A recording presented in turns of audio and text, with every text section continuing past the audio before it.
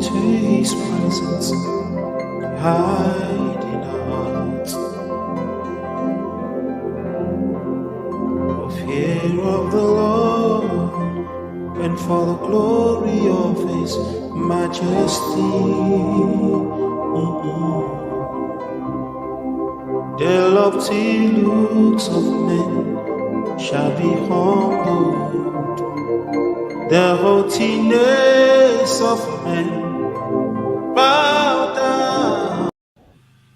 Yes, all the nations shall bow down before the King of Kings and the Lord of Lords. I want to welcome everyone out here. How are you doing? I appreciate you. Thank you very much. The Lord bless you. Can you please share? Can you share to your friends and your enemies?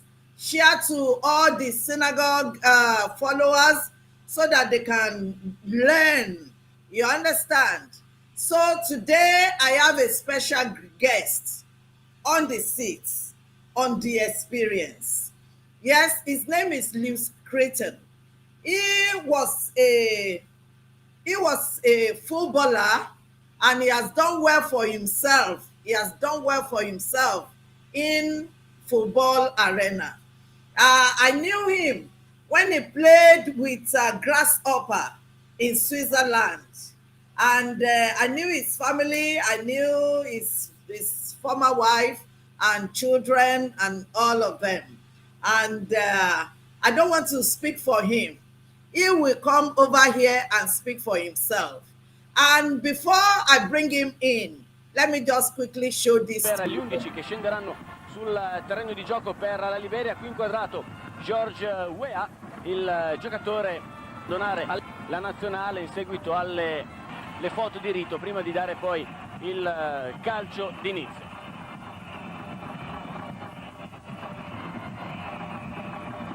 Alla terza partita, dopo due poi per gli 11 it was Louis Crayton who was the goalkeeper for Liberia, and according to Wikipedia, I think he appeared for his country more than 30 times, or more than that. So he was an international football player, a seasoned goalkeeper. All right. So with my pleasure, let me bring him here so that he can use his mouth to talk. Oh, my brother Lewis, how are you? I welcome you. Sister Bisola, happy New Year, and it's good to see you again. And same to you. You're looking good. Thank you very much. Thank God. How are you doing? I appreciate you for coming. Thank you very much. Yes, I'm always honored to you, Sister Bisola. Thank you very much. I appreciate. So now let's begin. How are you doing? I hope my internet is not because I believe your internet will be good over there. So how are you doing? How are you? Doing good, my sister. I mean, to God be the glory. I'm still alive. We crossed into 2024, and I'm alive. So I mean, can't complain. All is well. Glory be to God. Okay, I want to welcome you to my platform, The Experience. Okay, on this platform, I have different platforms, but on this platform, people share their experiences. Okay, people share their experiences. It's not to run anybody down, but it's just your experience. You experience it, and it's your truth. It's part of your life, and you can share it. So we bring you in here, and many people have been saying hello to you. So he greets you. I have why before I brought you in, I have shared a video. Sul terreno di gioco per la Liberia, qui inquadrato George Weah, il giocatore, donare la nazionale in seguito alle foto di. Okay, I just want to leave that at that. Do you remember that match? Oh, yes, I remember very well. First of all, greetings to every one of you that are listening, that have taken up your time to come and listen to my experience and my conversation with my dear sister Bisola. And I'm happy to see her again and always talk to her. And yes, I remember that match vividly. It was during the 2002 African Cup of Nation in Mali against the Super Eagles of Nigeria, of which I had a lot of friends on that team, specifically the goalkeeper, Ike Shiramun, who was a mentor for me and who was the first black goalkeeper to play it in Switzerland. And I follow him as the second black goalkeeper. And then we had another Nigerian goalkeeper by the name of Balua, who came later on. But even though it was a competition, it was the African competition against Nigeria, but you can imagine that we had people on that team that we play with and against. For example, Josh Weah, who soon to be the former president of Liberia, he and Taribo West used to play together. And then Sonny Olise used to play along with one of my teammates by the name of Kelvin Sikwi.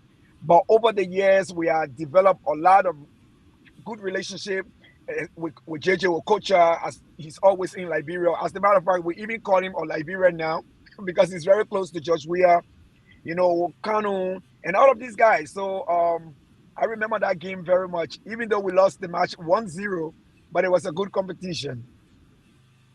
Wow, you know, I'm having a celebrity on my platform today, and I'm really honored.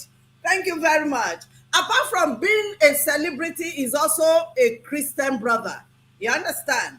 He is a Christian brother. He loved Jesus and he lived life of Christian. So now, tell us about little about your career, just past, the You know, I was very fortunate to move to Switzerland in 1996, where I started my professional career. But I have been playing football all along back home in Liberia. So when I went to Switzerland in 1996, it was at that time it was extremely difficult for black players, especially in my position as a goalkeeper. But later on, as we have it, I'm just going to condense this story, and I was fortunate to play with two of the biggest clubs in Switzerland. My first clubs was Grasshoppers, and then I ended my career in Switzerland playing along with a club called FC Basel, where we won a lot of championships. I was fortunate to play in the Champions League. I was fortunate to play in the UEFA Cup. I was fortunate to play two FIFA World All-Star games. I was fortunate to win championships, like I said, and also I was fortunate to represent Liberia 40 times in the last few years, serving as captain on the national team. So I'm grateful to God that He turned my habit into my career. That, as the Bible says, the talent of a man shall open doors and make him sit with kings and princes.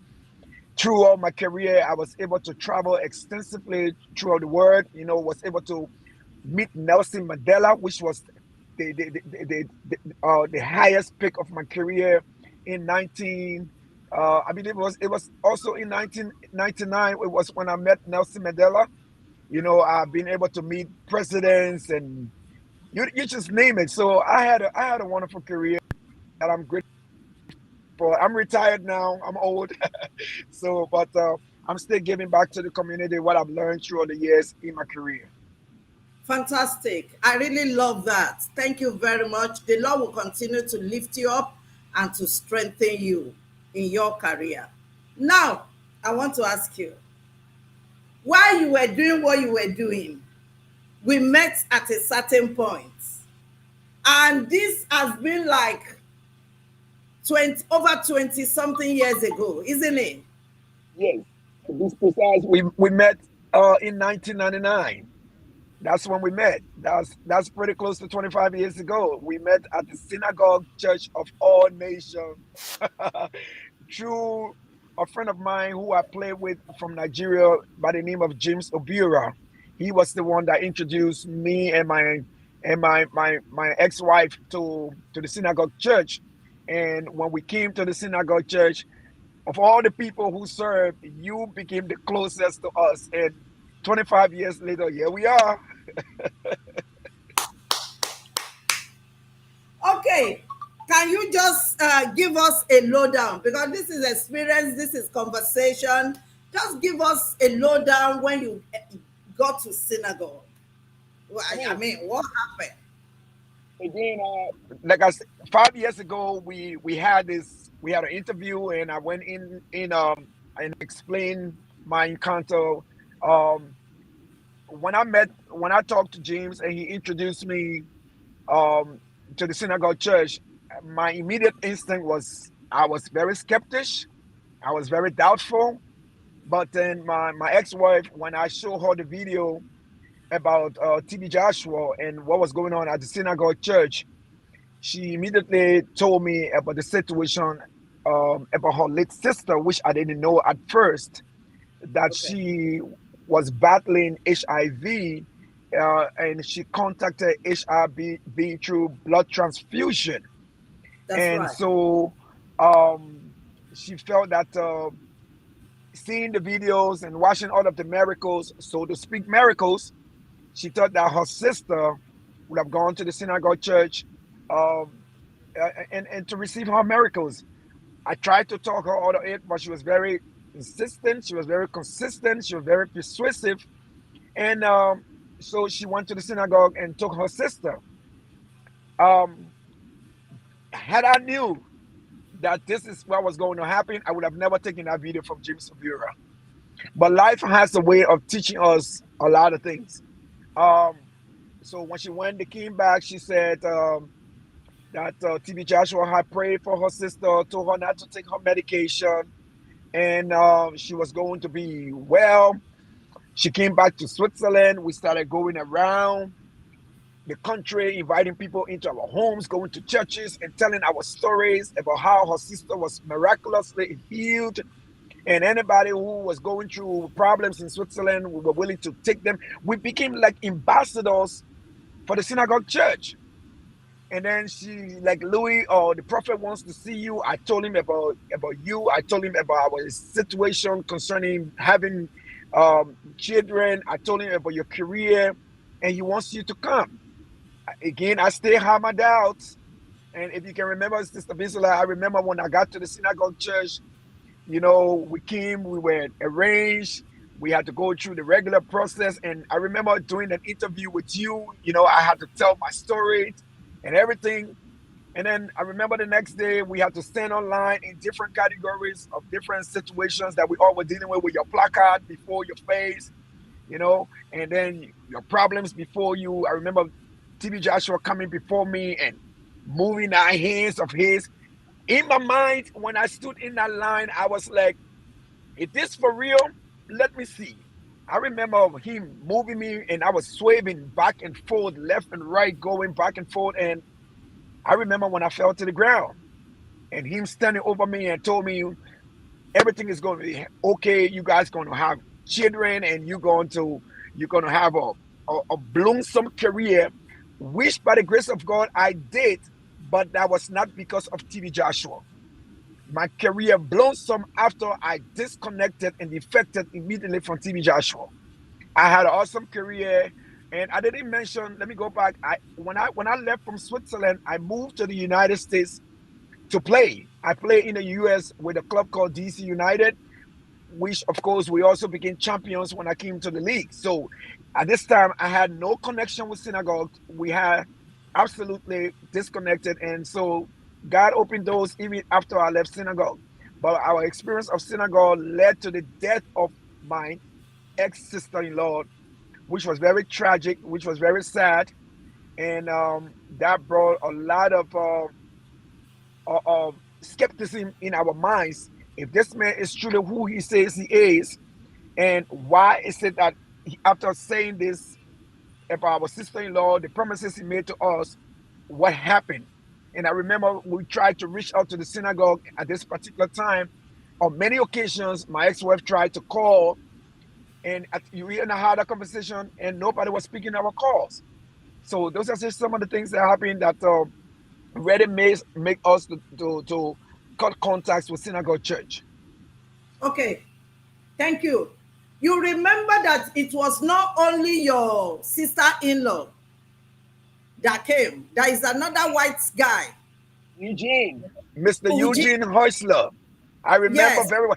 As I'm talking to you, Sister Bisola, I'm visioning the videos where Eugene is standing there and saying, "Hi, my name is Eugene Heusler. I'm from Switzerland. I'm 74 years old. I came to the synagogue because I was sick. Christine told me about a prophet TV Joshua." I remember vividly. I remember that. How is Eugene now? Honestly, I mean, if Eugene is still alive, to God be the glory. I don't know, because I moved from Switzerland to the States now, so maybe Christine should know if she stay in contact with him. But when I left from Switzerland, I lost contact with Eugene. I love your truth. I really love your truth. Now, tell me, how did your sister-in-law die? My sister-in-law had a tragic death because after she went back to Switzerland and she was off her medication, whatever TB Joshua gave her. Oh, look at Awino is here and she's reminding us, Eugene Use. Okay, fantastic. Okay, go ahead. Go ahead. Oh, you can't hear me. What happened? What happened? Can you hear me? Keep talking. Keep talking. Wow.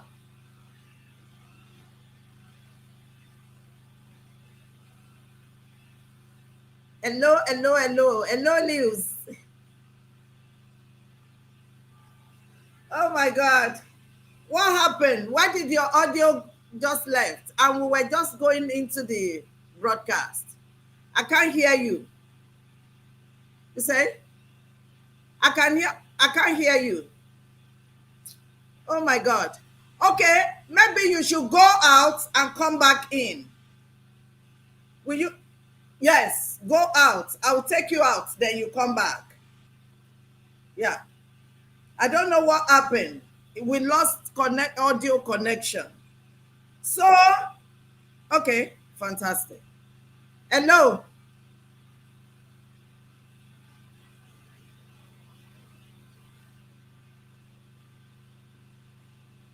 Test your audio very well. Oh my God. Okay. Can you hear me? Can you hear me? Yes. Yes, yes, yes. All right. All right.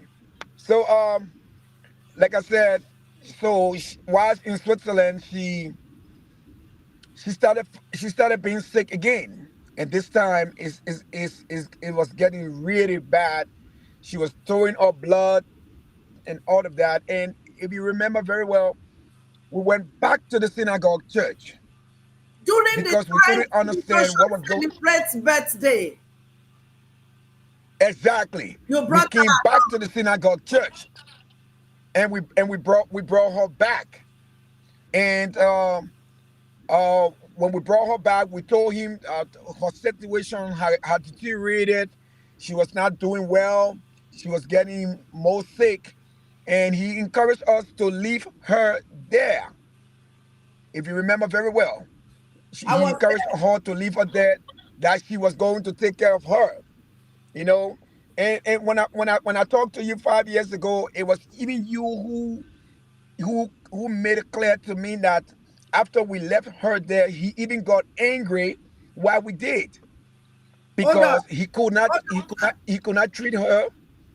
hold on, sir. I want to share my book with you where I wrote the experience. Just watch. This is my book, and this is the experience of Louis Crayton. All the things that I witnessed in Squan. Okay, let me go to exactly where you stopped. Anyway, back to Mary. She was secretly, okay, no. A year later, TB Joshua's birthday, Christine and Lewis, who had become very close to the synagogue, arrived with Mary to celebrate with TB Joshua. At that time, I usually look forward to see these beautiful people arrival at the synagogue because I felt they were part of my own family. They were so good. Not even to think of Swiss chocolate Raffaello that comes Andy each time they visit. So yummy. After the birthday party, Christine and Lewis left for Switzerland, leaving Mary behind. For monitoring, they said, and because Mary must partook of water bathing ritual 5 days away to the time, but our folks needed to return to Switzerland, which means somebody was still sick. Days after the couple left to their base, Mary started acting strange, as in not being well. At first, I thought she mixed her folks, but I became worried at her health gradually declining by the day. When I could no longer manage the situation on my own as visitors coordinator, I alerted TB Joshua and I got a shocking response from him. TB Joshua always chicken out in time of crisis. He would turn the table on his moron disciples. So he refused to see Mary. He all the blame of Mary's condition on the coordinator, including the then protocol officer, Mr. Ben Esso, choir master, not for reporting Mary's stay back to him. TB Joshua lies a lot. No one among the disciples has ever taken any decision single-handedly in the synagogue outside of TB Joshua. He always reminds us that the show belongs to him. Even if he travels outside the country, or maybe you are not around his vicinity, you must find a way to contact him, either by radio or television, to conclude any matter. I was surprised TB Joshua could say such a thing. We all knew him to be a pathological liar, because at the point when every visiting foreigners are about to leave the synagogue to their countries, TB Joshua usually make time to see them individually, privately. This will be the time whoever has presents, gifts of money for TB Joshua can get the opportunity to make their presentation directly to him.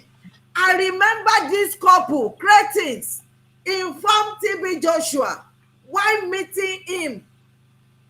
You understand why meeting with them in my presence, but his attention was directed from what they were telling him to the numerous gift items and the money the footballer brought to him. Anyway, instead of healing Mary of her sickness, if truly he has healing power, Mr. Ben and myself were asked to hands off other duties to care for Lady Mary until her urgent return flight booking was confirmed. Mrs. Igodu, the nurse, was also sent to be with us. The nurse kept complaining about many flies that were attracted into the fully air-conditioned room where Mary was. And the way Mary yawns constantly made her to suggest Mary needed urgent medical attention because she was near death. Each time I led Mary to the shower, she would become stiff and unresponsive. Mr. Ben and myself spoon-fed Mary and cared for the woman like a baby until her flight was duly confirmed. When they finally wheeled her to the airport, the Swiss Air almost turned her down because of her severe condition. They placed a call to her sister in Switzerland to wait at Zurich airport to pick her up. Kristen was confused, not knowing exactly what went wrong. Within the days she left Lagos, Nigeria, Mary was confirmed brain dead at the time of her arrival in Switzerland. Kristen tried calling into Synagogue severally to find out what went wrong, but TB Joshua did not give us any official statement for the family. And for the fear and insecurity, no one dare speak or call anymore. I was under strict instruction of TB Joshua to wipe off the history of Mary out of all synagogue video in the archive, which is a norm in the synagogue. The Crayton ended their relationship with Squan on a sad note. This was the reason why George Weah. That's another story. Don't let me jump the. Okay, I hope you read my memo with me. I hope you read with me. Yes, that Amen. was what happened after you left. She broke down. You even explained the story better, because when we left, we didn't even know what happened. And I remember when I left and went back to Switzerland, I had to travel again to Cape Verde. So in all that thing that was going on that you just explained in the book, when she arrived in Switzerland, I was not even there. I had to travel to Cape Verde. In fact, I was really, at Verde, and from Cape Verde, I was heading to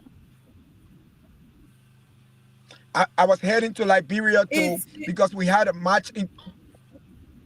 Can you hear me, Sister Bisola? yes, go ahead. Go ahead.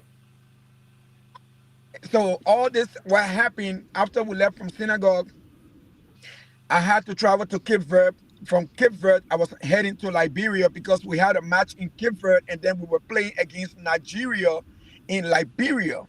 So when she got back to Switzerland, like you explained, brain dead and not functioning, and Christine couldn't understand what was going on, she was calling me, Louis, this is what is going on. This is what is going on. And I mean, I'm like, take her to the hospital. Let's see what's going on. And the eve of the match in Cape Verde, she called me that night and told me Mary had died. I couldn't even play. I did not even play the match in Cape Verde. I immediately got on the next flight and flew back to Switzerland. When I went and told my teammates, I have a problem. And Josh Weah was there, as a matter of fact, and I went to him directly. I said, I have a problem, because he was the captain of the team. I said, I just lost my sister-in-law. He's like, what are you going to do? He said, you can't participate in this match. You have to sit out. Sat there. They made arrangement. The next day, right after the game, I went back to Switzerland, and we had to arrange the funeral. And now, Christine had to deal with Mary's husband, who was a Swiss man by the name of Hans Peter. How can you explain to this man what happened to his wife, who from the initial stage did not want you to take his wife to Nigeria, because as a white man, he didn't believe all of these things that he saw.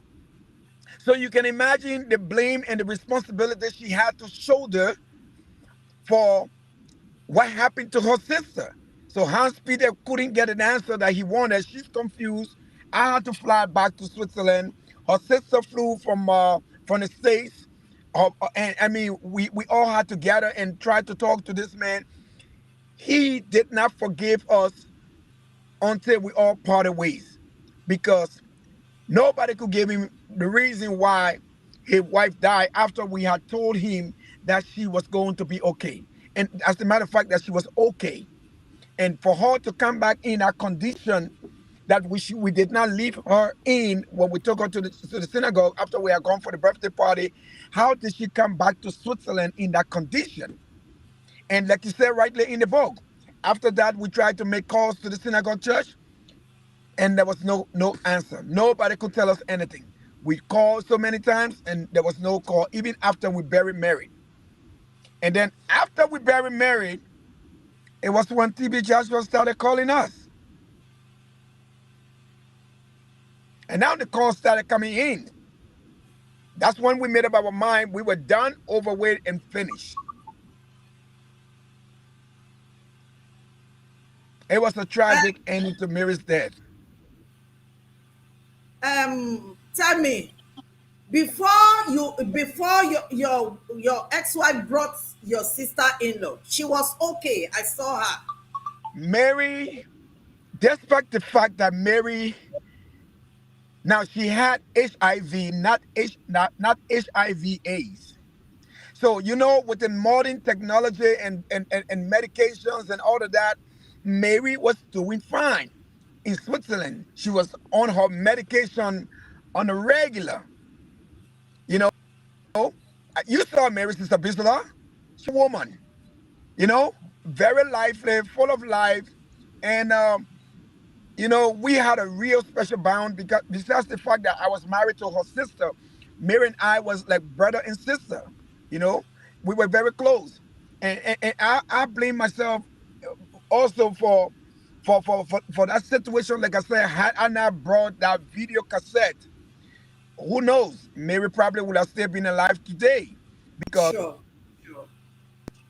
Switzerland have a that they would have taken care of her. She would have been on her medication for the rest of her life, but she would have not been the only one. There are people. There's a famous American basketball player by the name of Magic Johnson who came out in the early 90s that he had HIV. Magic Johnson, almost 30 years later, is still alive today. And he had So children.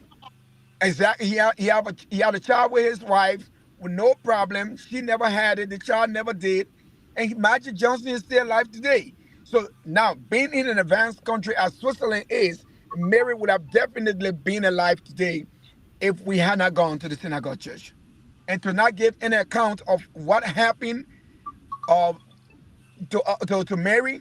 That was the saddest part, and especially with the bond and the relationship that we have cultivated with TB Joshua, for him to not let us know what happened and just sweep everything under the rug.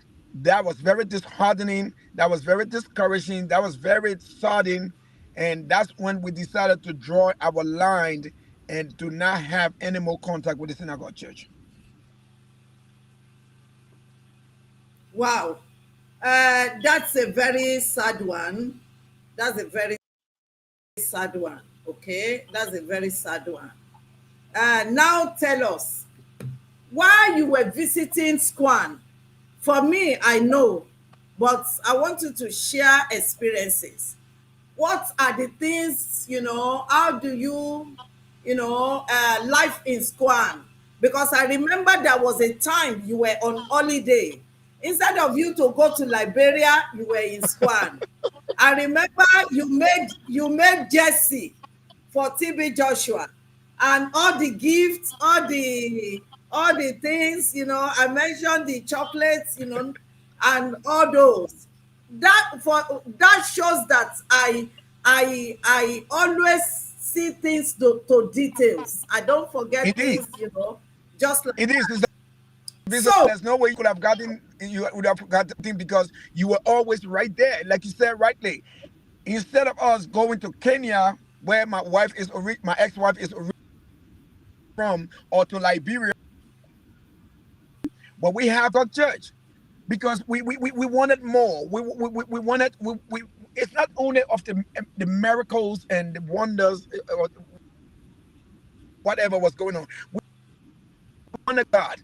We wanted an experience because now you got to understand, this is a white country. The level of and knowledge about God is not as deep and intimate like that of us.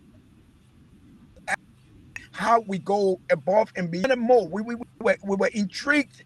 We were shocked when we came and saw all of these things. People heal, so to call heal people,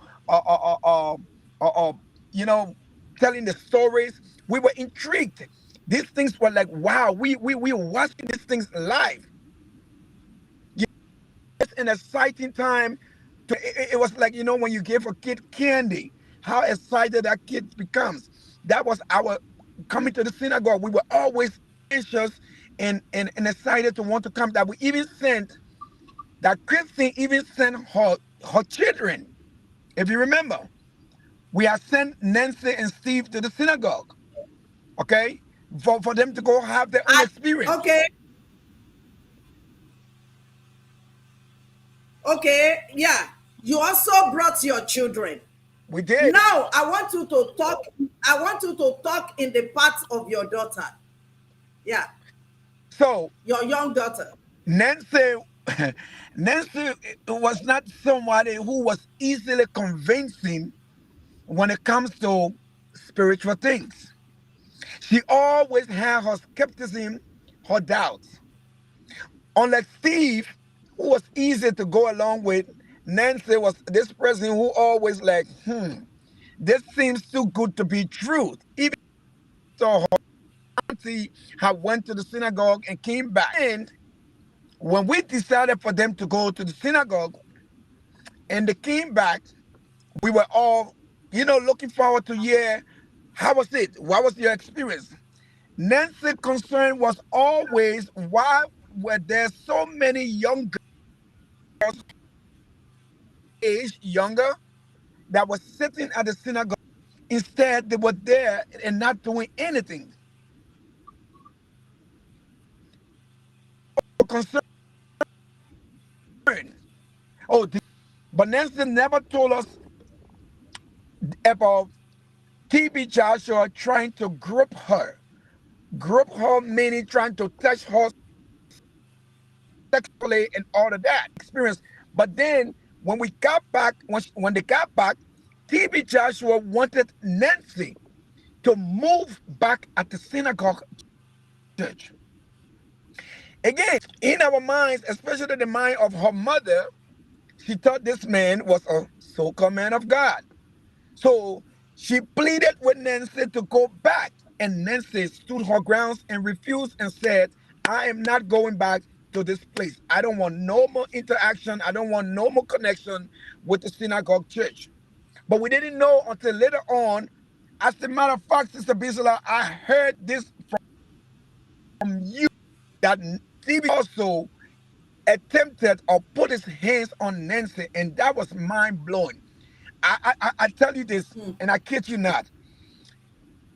Nancy experience with synagogue, if Nancy had shared that with me as her stepdad, that TB Joshua had put his hands on her, then I mean, looking back, it would have been a different story. It would have been a different story. But I came to hear this later on, even after we had left the church, what he did with her. It's so sad.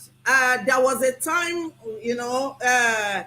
Nancy got in touch with me, and she has some things to say.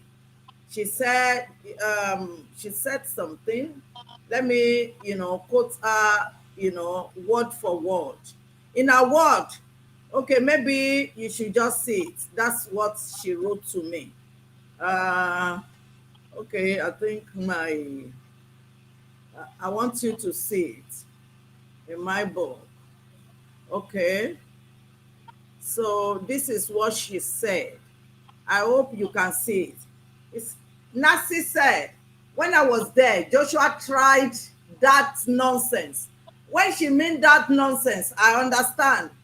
He tried that nonsense with me, but I turned him off. He is obviously not a good person, a dangerous one per se.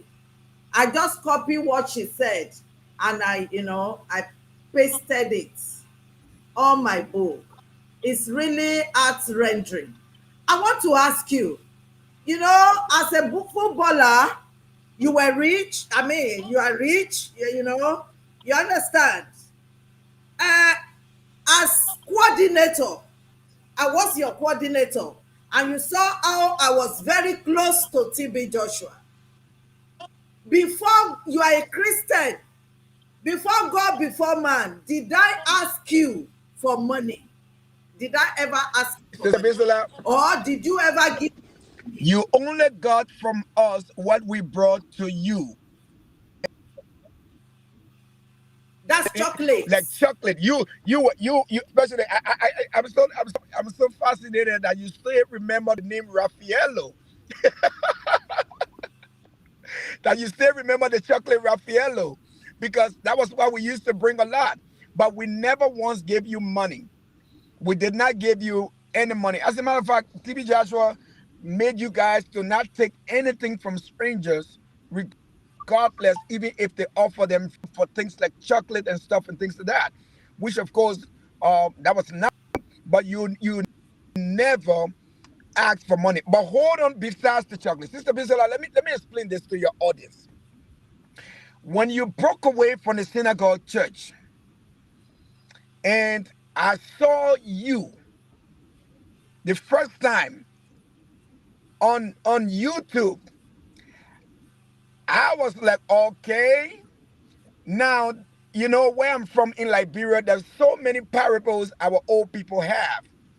For example, if the horse don't sell you, the won't you. Yeah, that means the only thing, the only way people that can know what's going on in your home, except you tell them. That is, if the horse don't sell you, the streets won't buy you. Now, with your relationship with TB Joshua, and thank God that He gives you the courage and the grace to break away from that cult. I call it that cult because synagogue is a cult. Like I said in our first interview 5 years ago, TB Joshua is a con man and a con artist. He's a con artist and a con man. When you broke away, I mean, like I said to you, and I will say this publicly. I was never mad at you for what happened at Synagogue Church. You were only told to do what you were doing. It was never your fault. You were not the prophet. Only a servant. We all were victims of what we thought been real. Uh, uh, uh, uh, uh,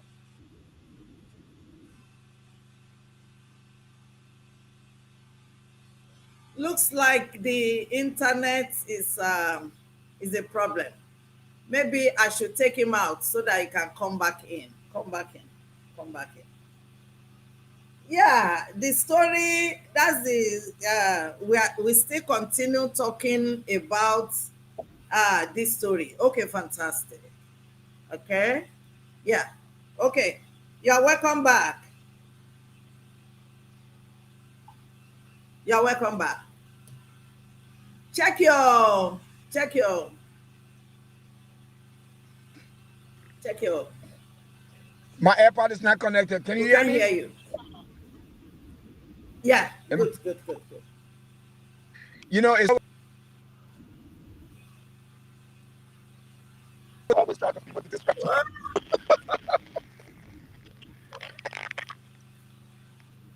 So, anyways, I Okay, mean, go when you ahead. broke away, when you broke away, and I started seeing you going live and and telling your stories, your encounter, your experiences, I was amazed.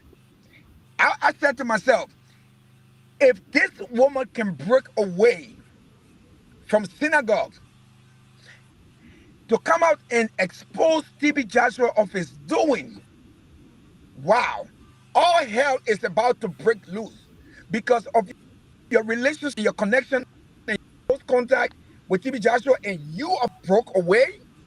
That was something that I mean, I was like, I can't wait to get in contact with her.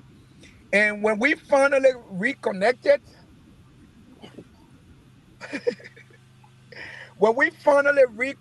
Sister Bisola, I mean, I was so happy, and I'm still happy we did. And I thank God that you broke away from that place. And sometimes it may seem very difficult, but I want to let you know, and I'll let the audience know that because of you, a lot of people's lives are saved, are changed, regardless of the fact there are a lot of doubters out there. They call you all kinds of names. Here you are today. God is shining His light through you to expose the hell in the pit of darkness. Yeah, you are still alive today. They tried to destroy your life. You have been on the run, but you're still alive. I mean, why it is inevitable that one day we all would die and leave this earth, where is fatal, like you call him today? Why he died so out of a sudden? Why he just left this earth like that? A man who everybody, even one funny people thought this man was Jesus in Christ. Someone is asking, do you at any time see children, young ladies, young men, boys in squad, not going to A school? lot, a lot. And none of those kids that were sitting there were going to school. They were just there. Their whole life was just centered about service. And it's been 25 years. You remember I asked you when we reconnected about this. There was this little girl that was at the at the synagogue. She was dark skinned. She was always, I don't know, I can remember her name. Bosse. And I'll say, thank you, Sister Priscilla. You know, that girl, besides you, she was the next person that was very close to us too. And Christian, I took her like our daughter, and we used to love that girl. And I was wondering why these kids are not in school. So to answer to the viewer, no, I've seen a lot of kids that was not in school. They were all there to wake up in the morning, and it was about service and service and service. And most of these kids that were over there were very intelligent, and that was the thing that was very shocking, that they weren't going to school. Christine was telling me one time we had conversation that Evelyn, maybe she will use her mouth to tell, when I bring her on the seat, that Evelyn usually complained to her how she was terribly treated, how she was badly treated. Do you see Evelyn at that time, managing positions and working close to TB Joshua? First of all, when I heard TB Joshua was married, I was very shocked because I didn't even know TB Joshua was married until I don't know. I can recall vividly how it happened. And one day I just heard, oh, that's TB Joshua's wife. And to my amazement, I was like, that was TB Joshua's wife, because Evelyn was not seen. Nobody saw Evelyn. She was never physically or physically or in the church like other pastors who have their wives sitting in the front or on the pulpit or so. No, Evelyn was always scarce. She was always invincible. That's the word I want to use. She was highly seen at the church. So I mean, when I see Evelyn on YouTube today and moving around, I'm like, wow. From TB Joshua to Evelyn Joshua, there goes another one. Now, I want you to say, to explain to our listeners with this conversation. Uh, when you first enter Squad, TB Joshua pray for you on the healing line. And as time goes on, there was a time you were your team, Liberia, you were playing for your national team, and you were going to play Angola. And tell us what happened. It was okay. So you remember when I stood on the line and I was told that I was prayed for and everything was going to be okay, yada yada yada. You remember the next day I stood in the middle of the church. I believe it was 4 to 5 thousand people, and I was there giving my testimony. And Sister Priscilla, if you remember vividly, I started to sing. I started to sing. None of you people at the synagogue knew I could sing. None of you people have ever heard me sing. And if you remember, Sister Priscilla, I Good. started to sing this song. I just want to say thank you. Thank you, my Lord. I just want to say thank you. Thank you, my Lord. Jesus, we just I remember. gave you glory. You remember I sang this song at the synagogue church. And I was moving around, and everybody in the church, the choir, and everybody was amazed that, oh wow, he's not only a footballer, he's not only the so-called son of TB Joshua, he also sings.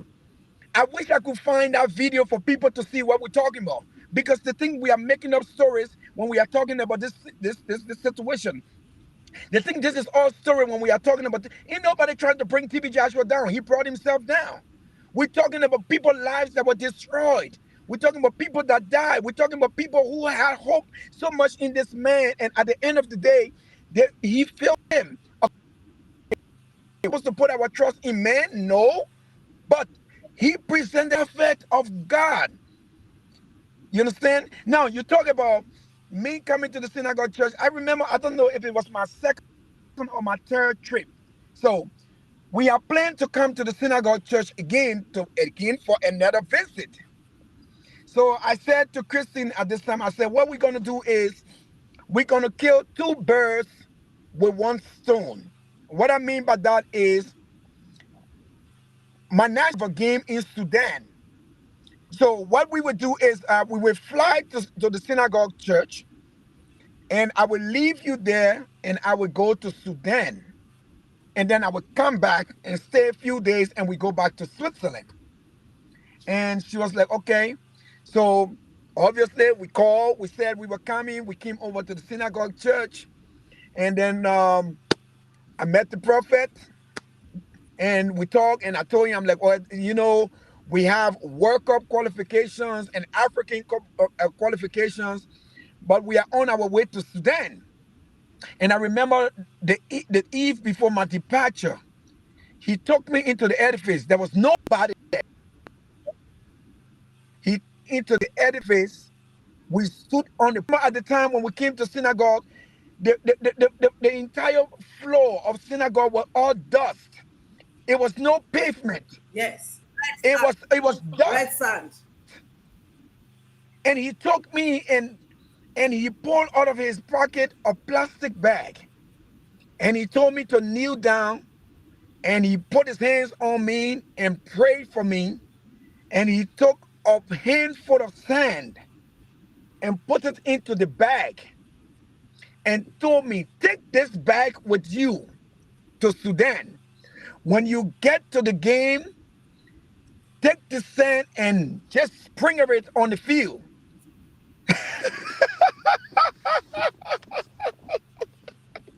He told me, sprinkle the sand on the field, and you guys are going to win the match. You're not only going to win the match, even though I'm a Nigerian, and but you guys are going to qualify for the World Cup. And I was like, thank you, Daddy. Thank you, Daddy.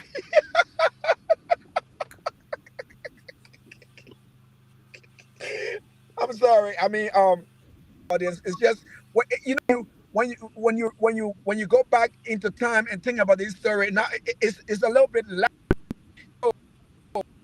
And I put it in the bag, and now now in the words of the professional life as a professional soccer player in Europe, we don't have time for all these things. We go to practice, we get ready for the match. You put on your cleats, you put on your uniform, you go to the game, you play. If you lose, you're like, okay, the next day we got to work harder. So ain't nobody carrying that dish of voodoo or nonsense into the game. So now, how to take up this sand from my pants, because I had it tucked inside my shorts. How to take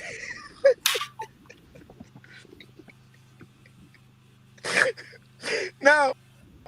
Everybody is looking now. We are in Africa. How to take this? How to take this plastic my shorts and spring you and teammates that I have sand, and I can't let the opponents know that I have sand. So I had to open the plastic bag before the match started, and I had to let the sand drip through my pants, and the remaining that was there, I had to.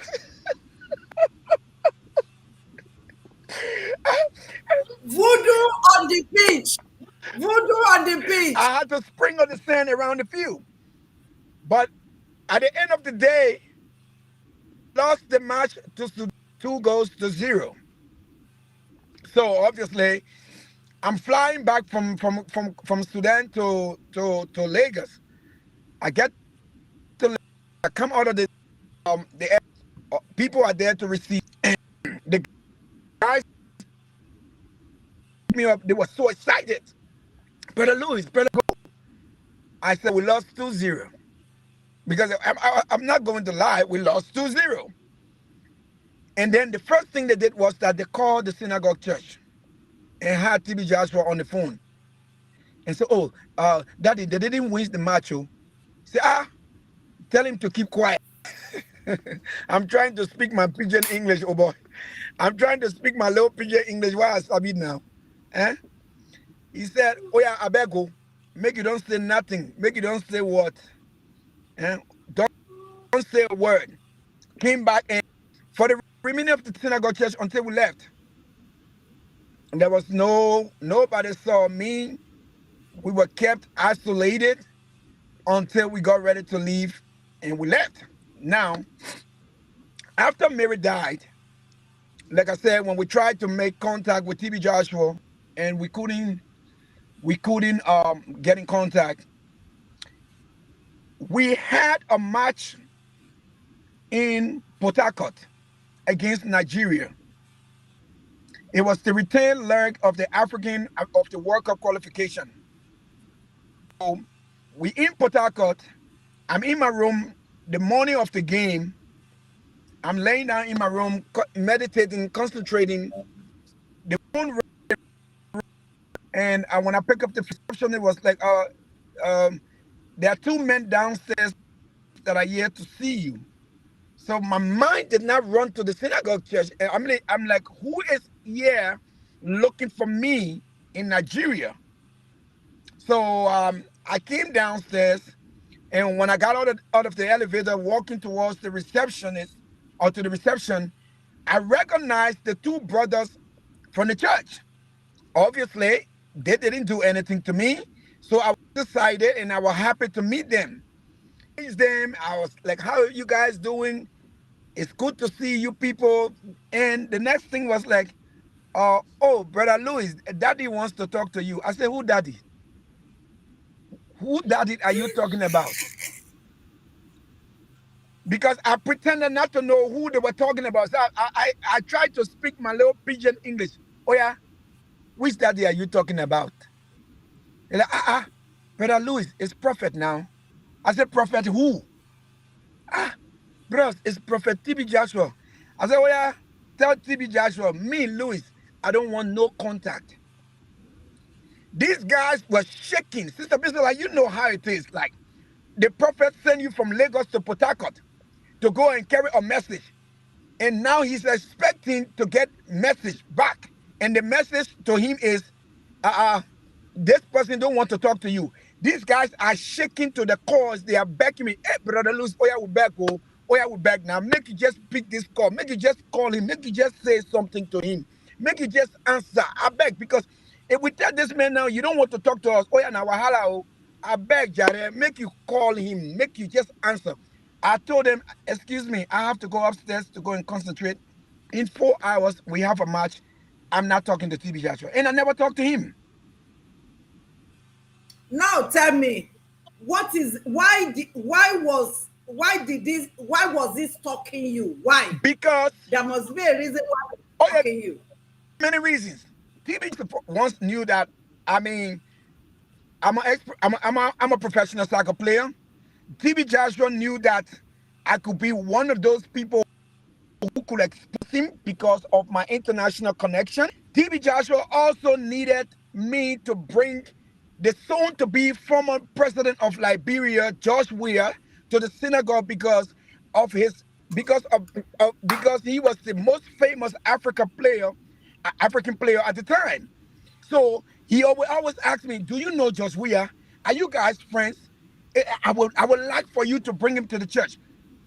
The first time I ever mentioned TB Joshua to George Weah response to me was, "I don't want to hear this nonsense about no prophet."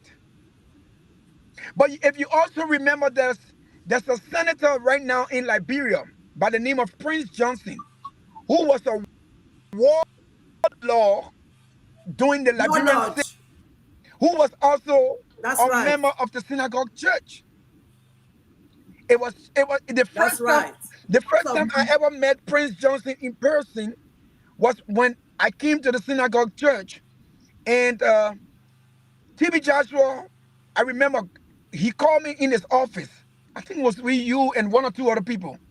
And he put the video of the capturing and killing of the late President Samuel Doe. And then he asked me, "Do you know this man?" And I'm like, "Which man?" He said, "Prince Johnson." I said, "I don't know him in person, but I know of him." And he was like, "Were you in Liberia when it happened?" I said, "Yes. September 9, I was still in Liberia." And he's like, "Well, he's coming to the church and I want to meet him." And so I remember when Prince Johnson came, he sent for me. Johnson, I sat down for 3 hours. Liberia, the war and his plans and every reason, everything he told me.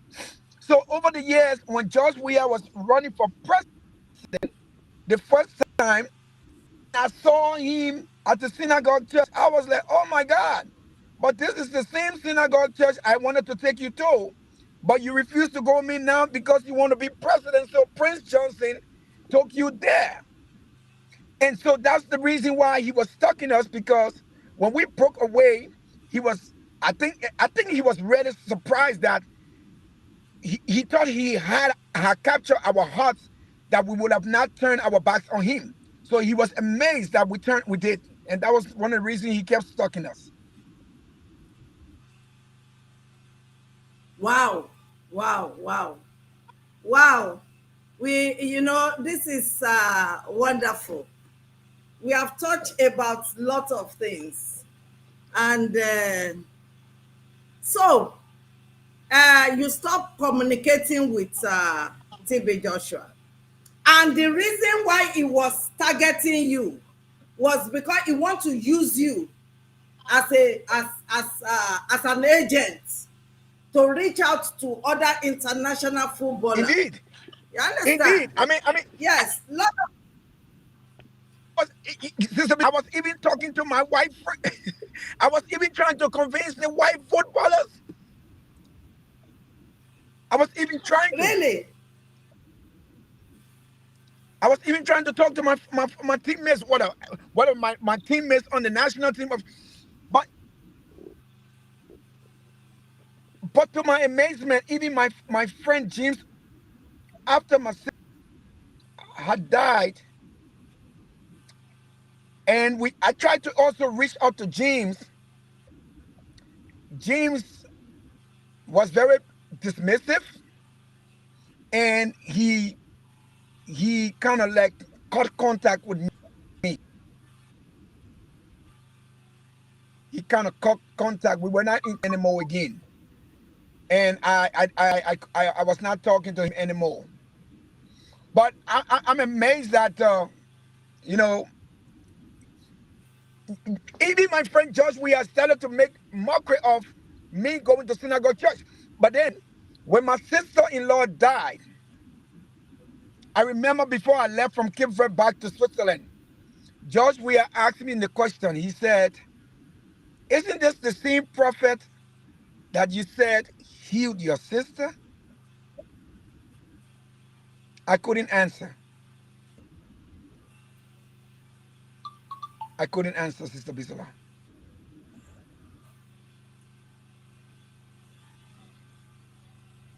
Wow. Wow. A lot of people are asking some questions. Okay. Let me see if I can. Yeah, there are a lot of synagogue people here. I will have left them, but they are too abusive.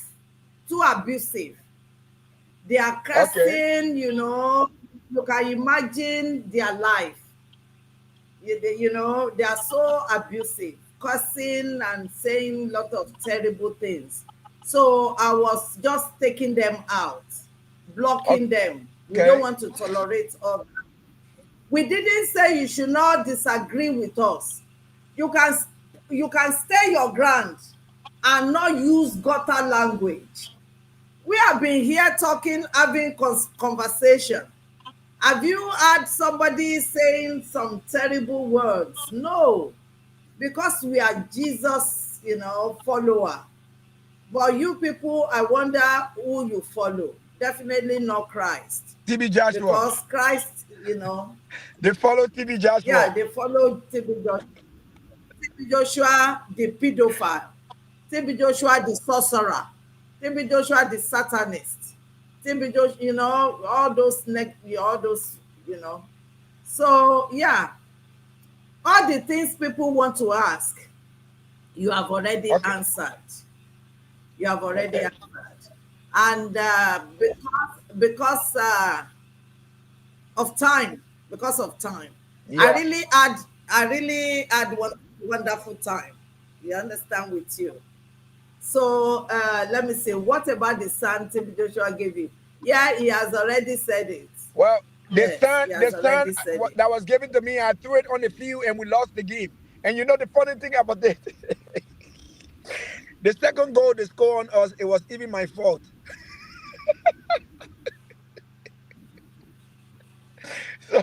So the son did not even work, because for me, as a former professional footballer, you play, you lose, you learn. So when I came back to the Synagogue church and to Nigeria, and I told them we lost the match, I was looking at it from a professional perspective, that we didn't do what we were supposed to do. That's the reason why we lost the match. All right, we had chances we didn't utilize, and defensively we didn't play well, so we conceded 2 goals.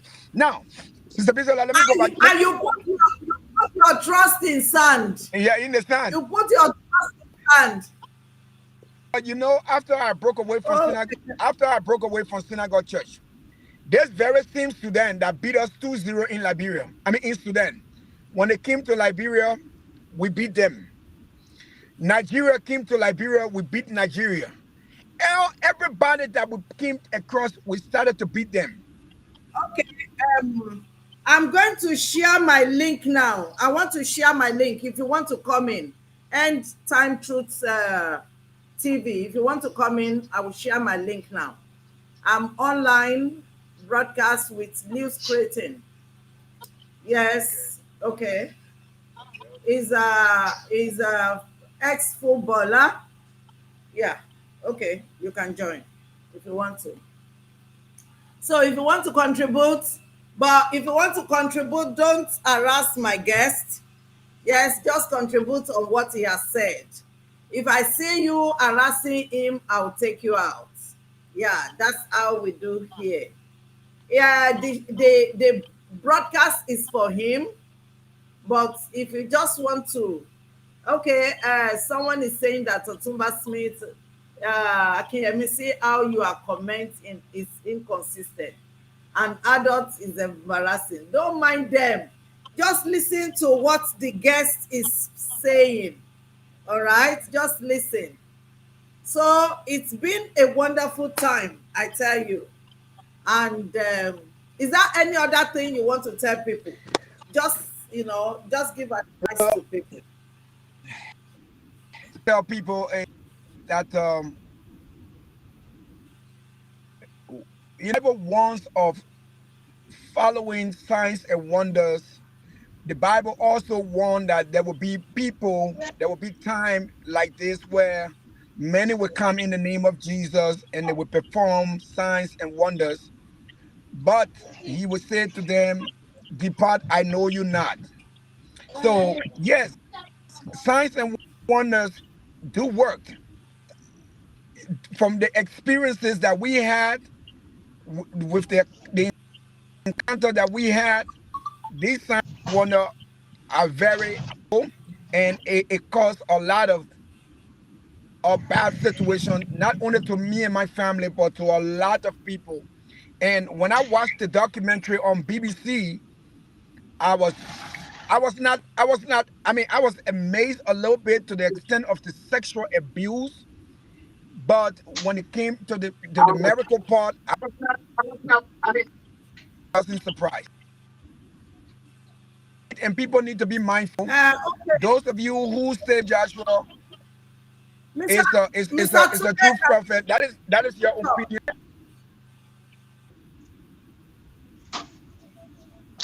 Hello, ma. okay, yeah, go ahead, Mr. Tunde. Yes, ma. Good evening, ma. Good Yes, evening. ma. And thanks so much for the great work and for enlightening us, we the Christians. Because though I'm not really a fan of TB Joshua in the first place, I don't really believe in his Christianity, the way he worship and all. But I just want to ask Mr. Louis. Hello. How you doing, my brother? How are you? Go on. Okay, sir. I just want to ask you a question, sir. Concerning TB Joshua, when he performs miracle, does he ask for money after fake miracles, or you guys willingly give him the money? Because I wonder how he gets money to finance his fake and satanic miracles and all that. Because My brother, my brother, I'm kind of that's an easy answer. The Bible talks about giving gifts, right? Paying tithes and offering. okay. So when you are being told that you are blessed, you're miraculously or blessed, you have no other mindset than to say, you know what?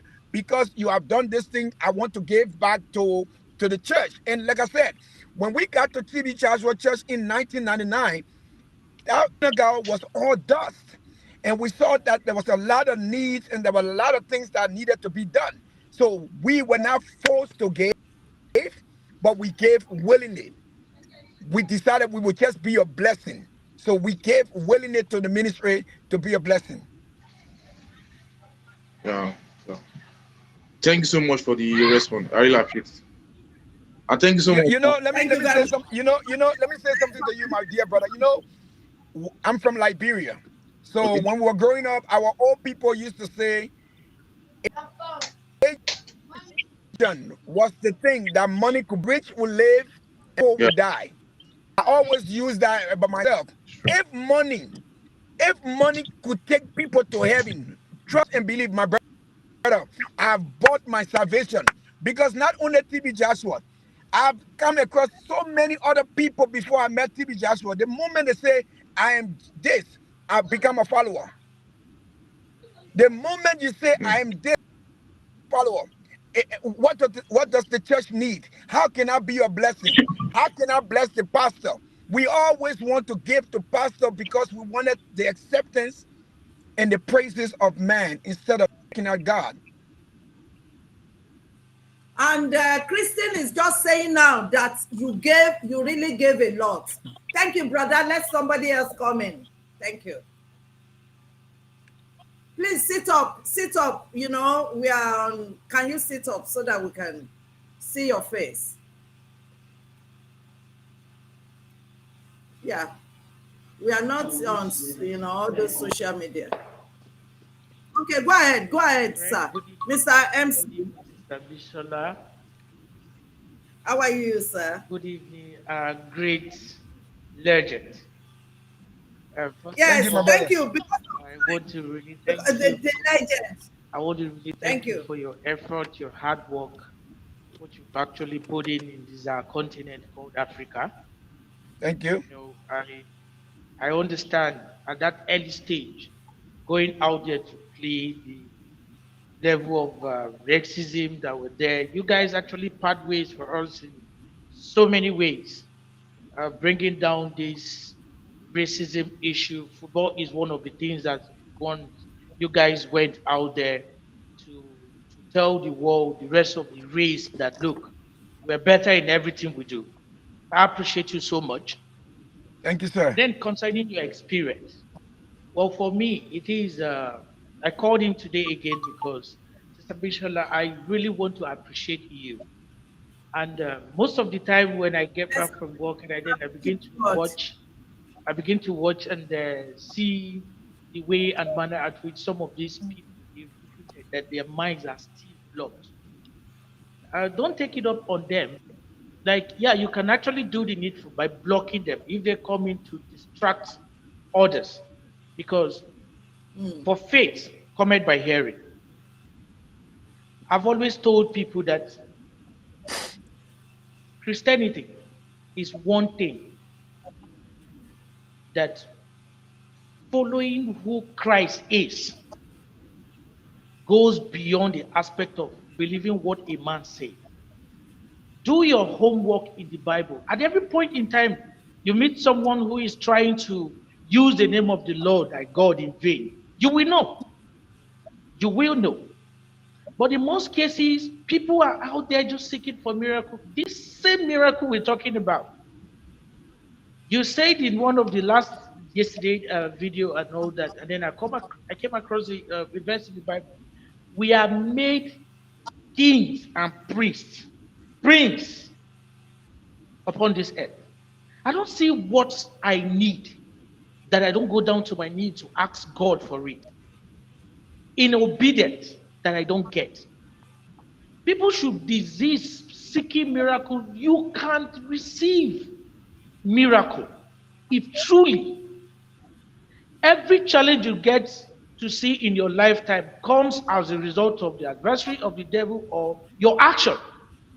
Is either you retrieve from your action and then take a measure to achieve that miracle the way you want.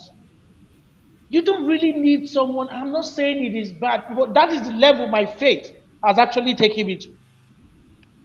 I don't have any building where I go to that they call church.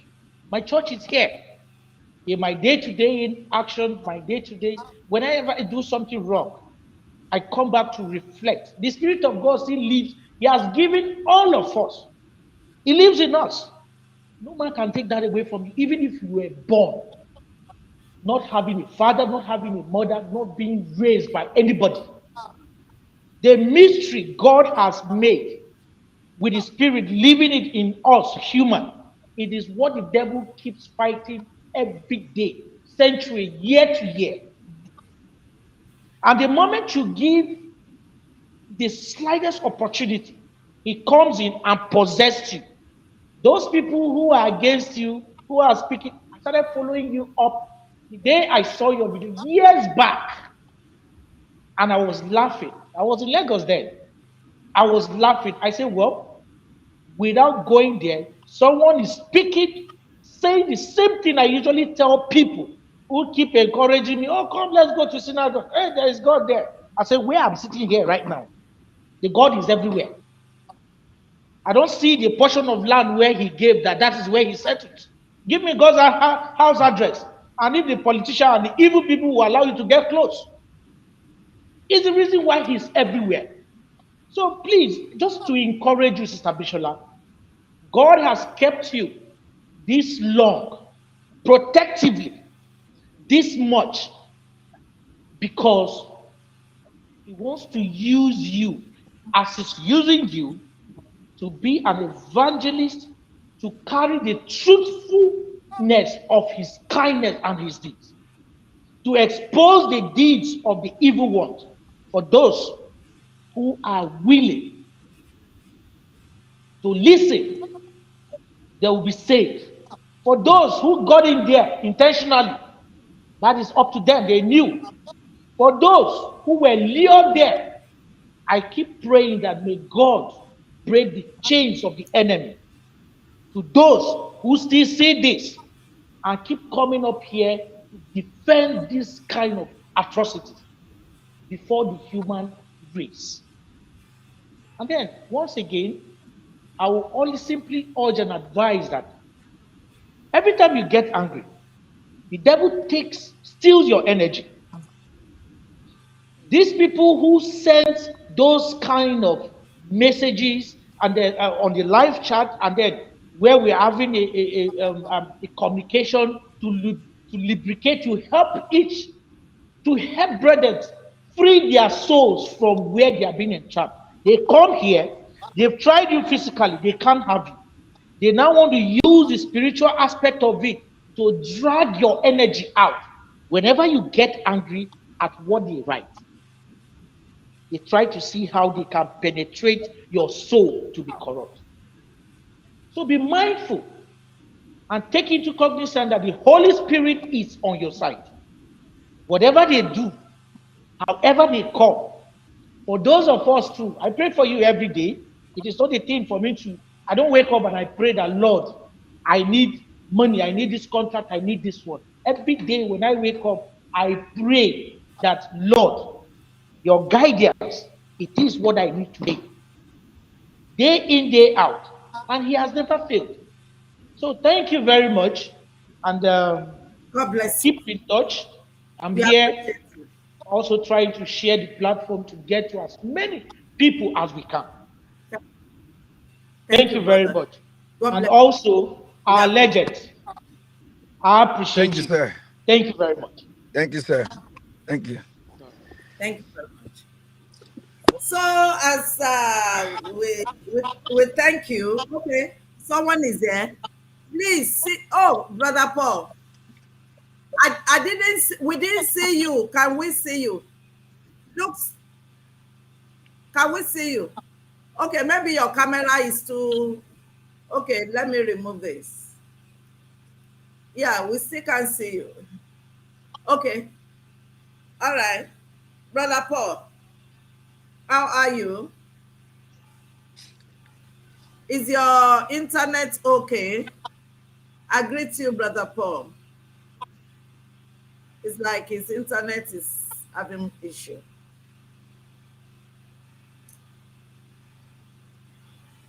Hello, brother Paul.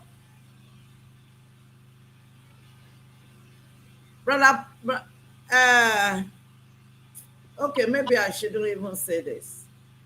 You know, brother Paul is hiding now.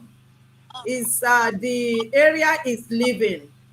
The people around him, they are very negative because they saw him on, what do you call it, on the documentary.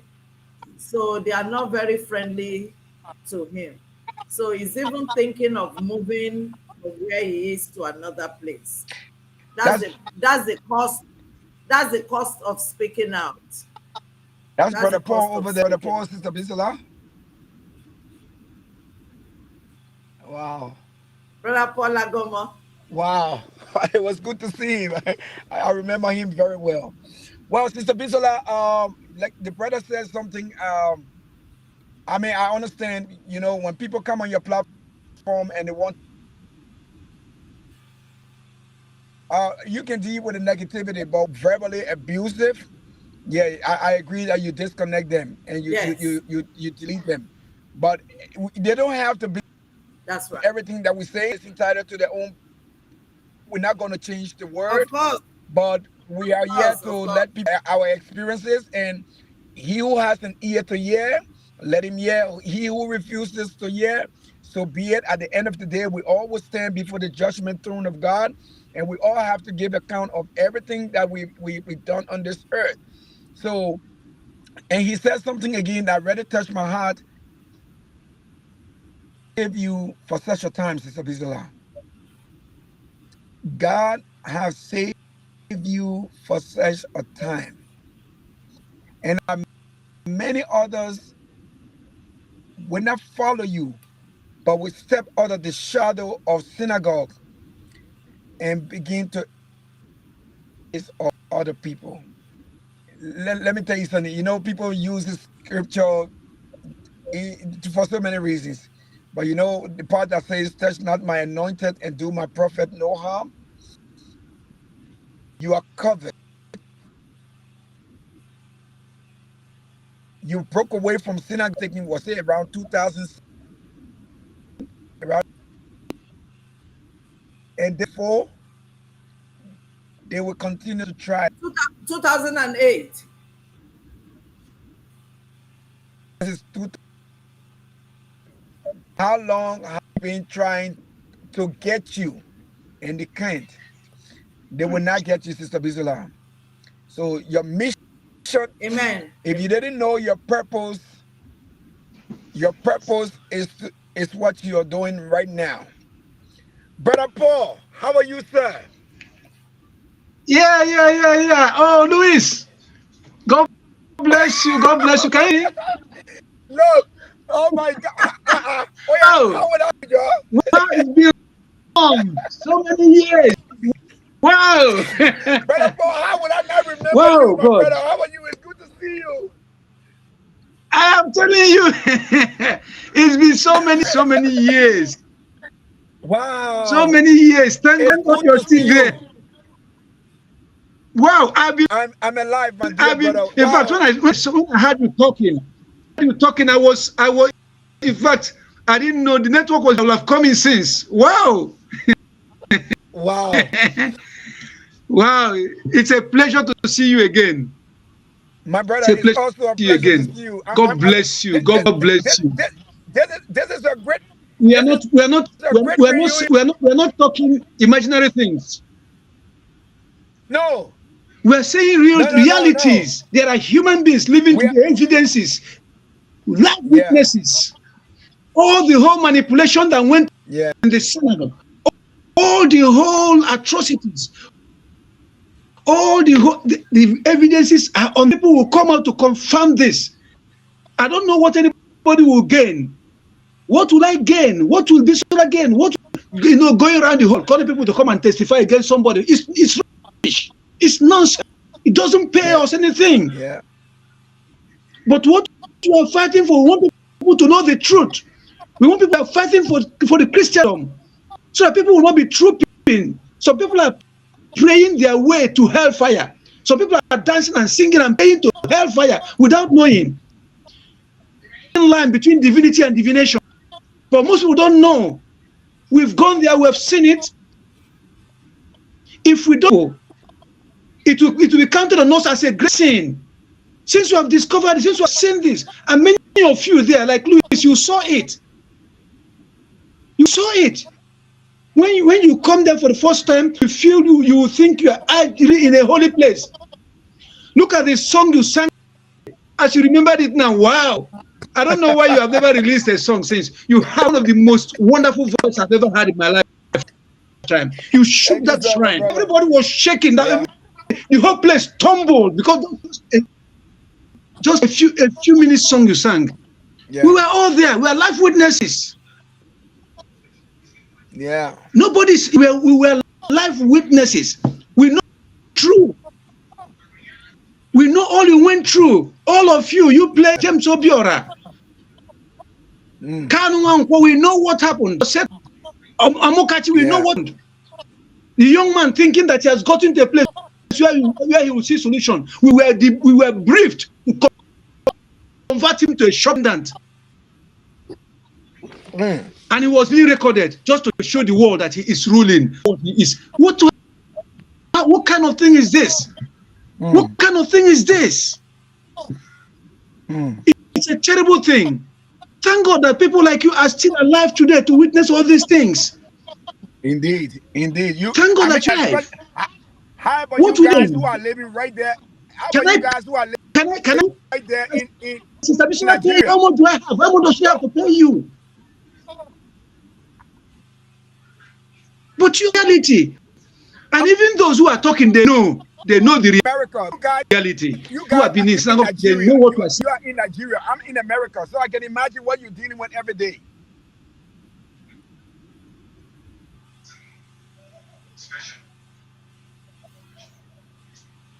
I didn't hear you. What do you say?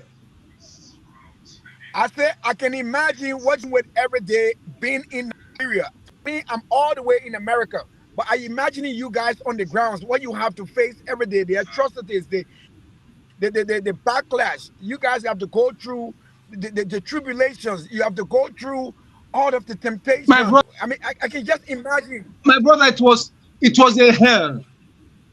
One of these days, one of these days, I'll have a program with Sister Bisola. Let's we need to educate the world what we went through. Yes. For more than 2008, we went through. They were chasing us all around. They were abusing us, cyberbullying everywhere, calling us names. But God knows. I pray every morning when I wake up, say, God, if I have said it on this man, let it work on me. But if everything I've said is the truth, if I have truth and nothing but the truth, God Almighty, preserve me and know that what I'm saying is the truth. If what is right, it will stand ages.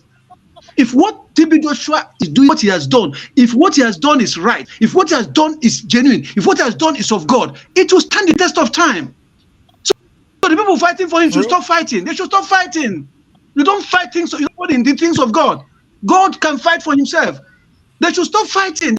They should stop fighting for TB Joshua. Not TB Joshua's God to fight. Let TB Joshua's God fight for him. They should allow him. If what he's doing is right, he will stand the test of time. But if it is not right, lies can fly for 1,000 years. But the day the truth will overtake lies. I always tell people this. They should stop. They should sit down. They should put everything in prayer.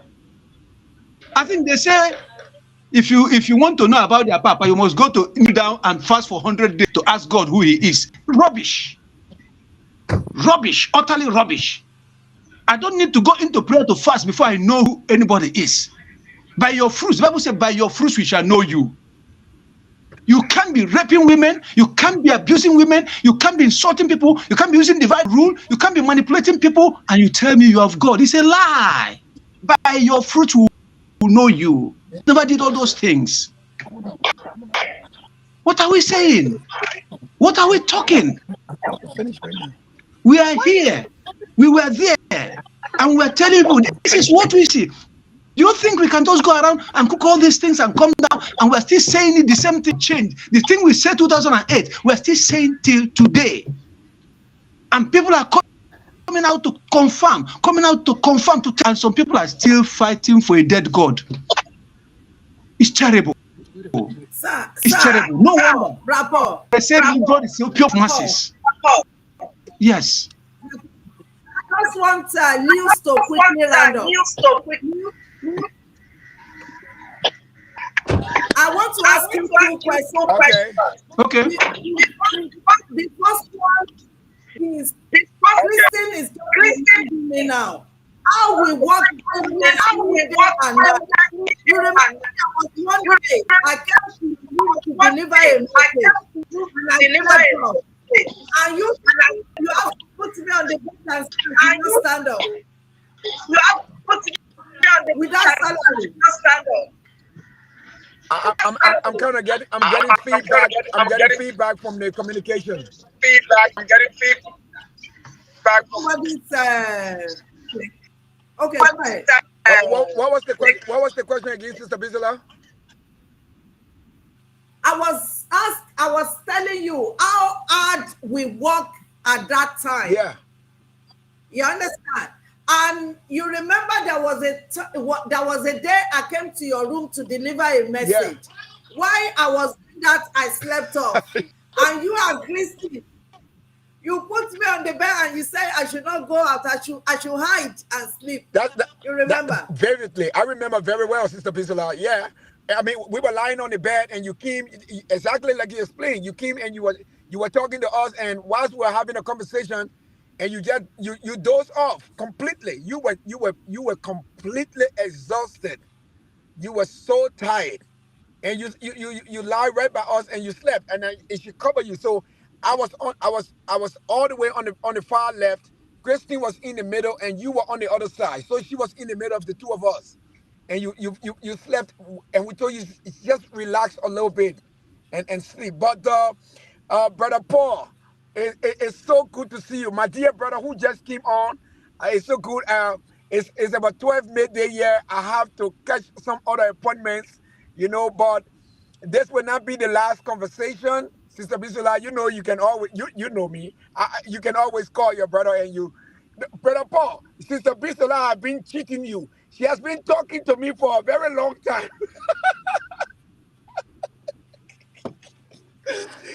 she normally call me. She got direct access to me. Sometimes she call me like this morning. She woke me up from my bed. Brother Louis, are you getting ready? I'm like, I cannot sleep a little bit. It's 2 o'clock in the morning. Let me rest more. So, but I promise that we will keep in contact. We will keep in contact, and anytime I'm available for us to come on the show for us to talk, to Okay. give people, Okay. Keep in contact. to help people out, we will do it. Okay. Before I allow Brother Paul and End Time Truth say something, I just want to wrap up with you. Okay. Can you tell us in a nutshell, how can you describe TB Joshua, late TB Joshua? TB Joshua was a con artist. I don't know how he did what he did, but he was very persuasive, very manipulative, and you know, even the devil is clever. Well, a lot of people I going into his corner because he's very clever. So TB Joshua knew. You see, the most powerful weapon that you can use against a man is to manipulate him. And if you study history, that's how the whites went to South Africa and were able to conquer South Africa because all they had to do was to use manipulation. So TB Joshua has he's gone now. TB Joshua had a very corny and a very clever way of manipulating people's mind to believe, for you to believe that he was this spiritual.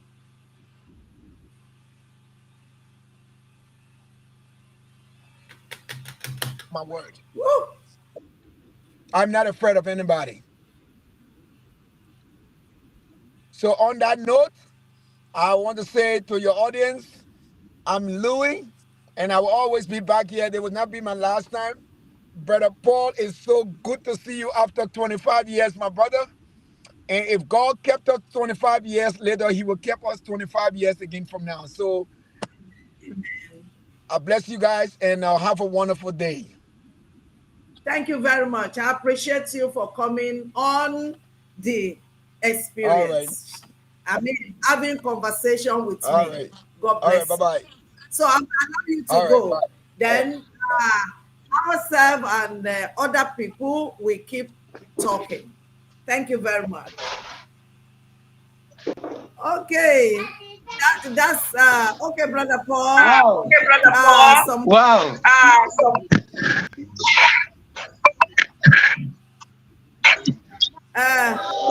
Okay.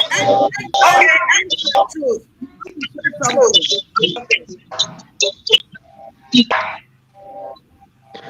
Yeah, good evening, everybody. There is a whole back from the background. I don't know where it's coming from. There's a feedback. But can you hear me? Don't worry, I've taken control. Yes, I can hear you. Yeah, good evening, Brother Paul. Good evening, Sister Bisola. I want to say the heroes and the hero at time. You know, the stories, that we have heard for a very long time. And the people were saying that blacks are weak, evil. It is being only the blacks that have been coming out. What about? And eventually we have seen the whites that came out. And unfortunately, there is something about the church environment which is terrible. The church believes that love their chains, and irrespective of the fact that the people have everybody has the right to believe what they want to believe and what they don't want. But the question myself has been, what has been gained for setting up against an entity, because TB Joshua was an entity. What has she gained? I mean, to tell lies, because people say that Bisola has been paid, Paul Agomo has been paid, and I looked at you guys. I can't see so much wealth as in, physical wealth that one can say, that is it. That's been paid. It doesn't really it doesn't make sense. But the church place is a people love their chains, slaves that love their chains.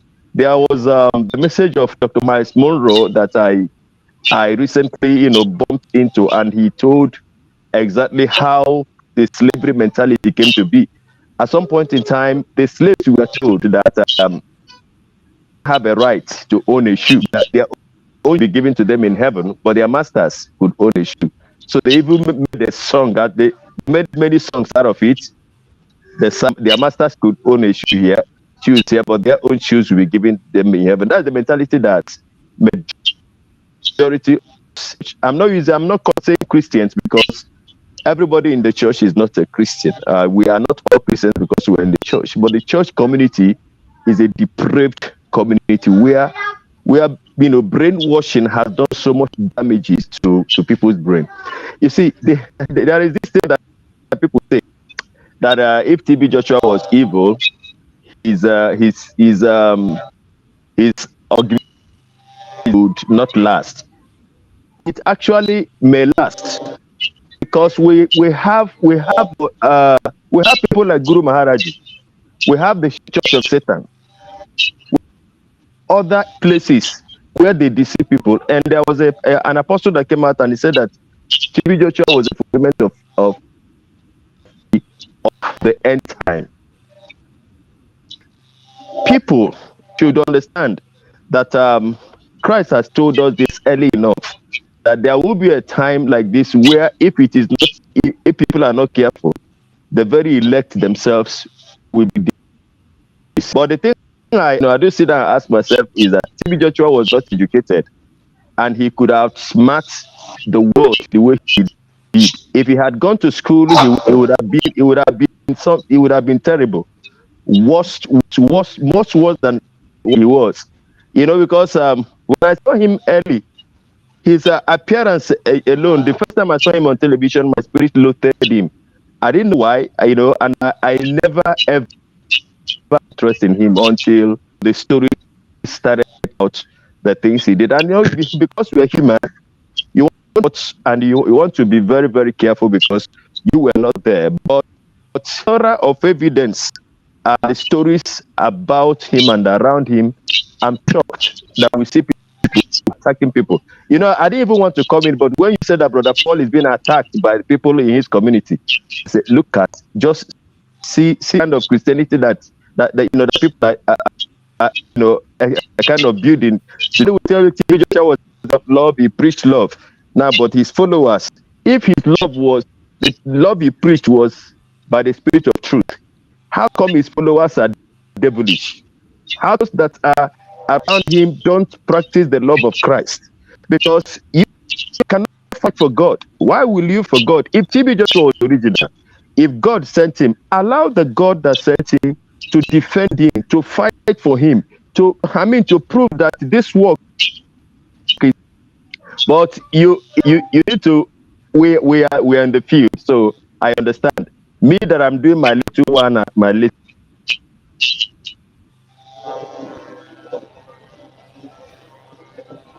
corner. I know the kind of. Can you hear me? Can you hear me? Yes, go ahead. Okay, go ahead. yeah. So compared to you guys who are actually, all right, who are actually battlefront, I can understand what you're going through. But one thing is sure, that the Bible said it's not of will nor fear that runneth, but of God that sheweth mercy. That the two of you are still alive today. It is not you, but God has kept you alive so that your voices will not keep short. Because if anything happened to you, it would be like, they do not say it. The God of TB Joshua has started killing them. The God of TB Joshua has started fighting them. So, because they kept you guys alive so that you will continue with this, and that this crusade will get to a logical end. Now, is not everybody that will, actually be saved. I know that not everybody will go to heaven. Jesus died for everybody. He will accept the message the good news of that will give them salvation. So not everybody will believe in the truth that you're saying. It is your truth. You know, there are so many false prophets now. This documentary even has exposed, and you see them shouting and making noise on the YouTube everywhere, defending. Some of them have thrown culture to the winds. But I guess that they still agitated them. Somebody was asking me about seeing a video that Ajoke was not the true biological daughter of TB Joshua. I wasn't there. The girl came out.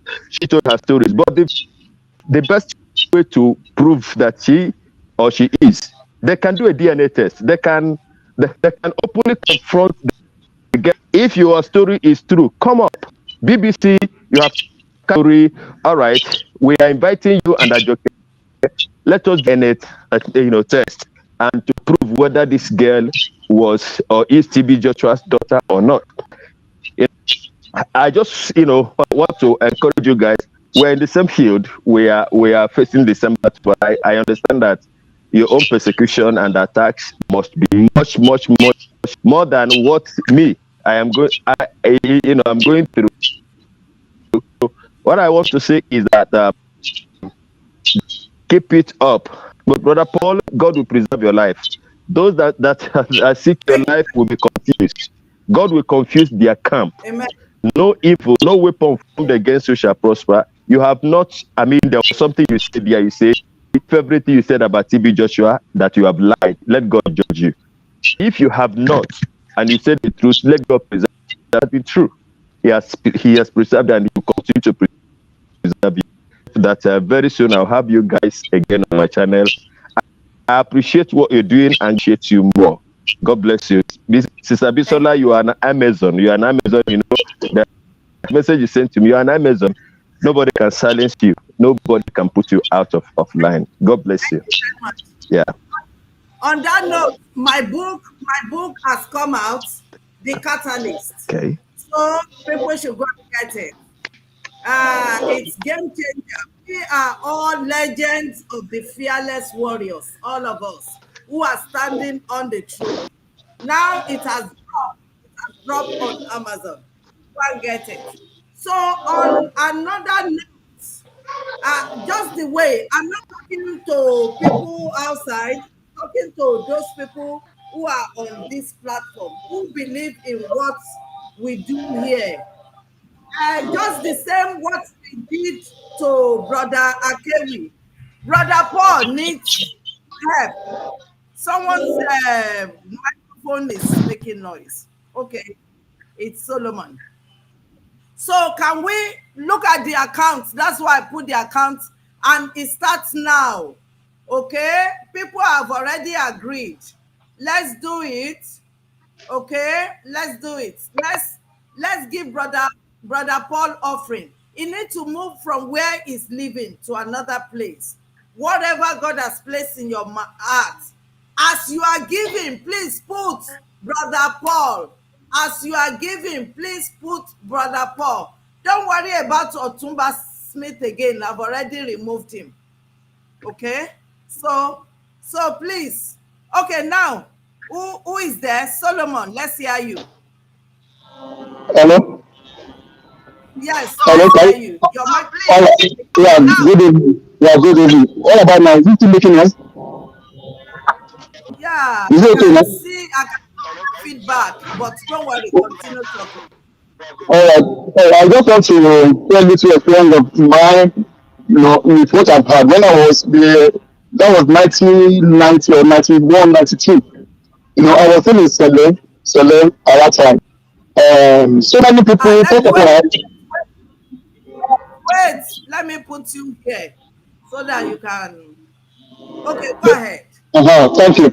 Yeah, first of all, I really want to appreciate you for what the Lord is using you for. So I really want to thank God for using you to, make people to be aware of what is really happening and for saving your life and the rest of you.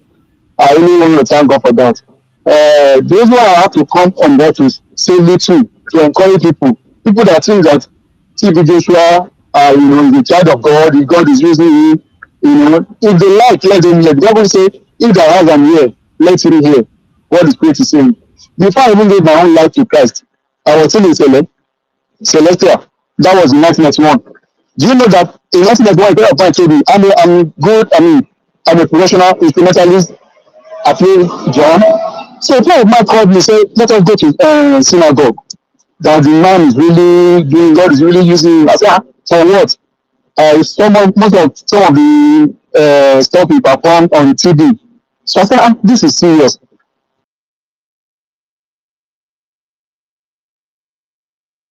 I said, come.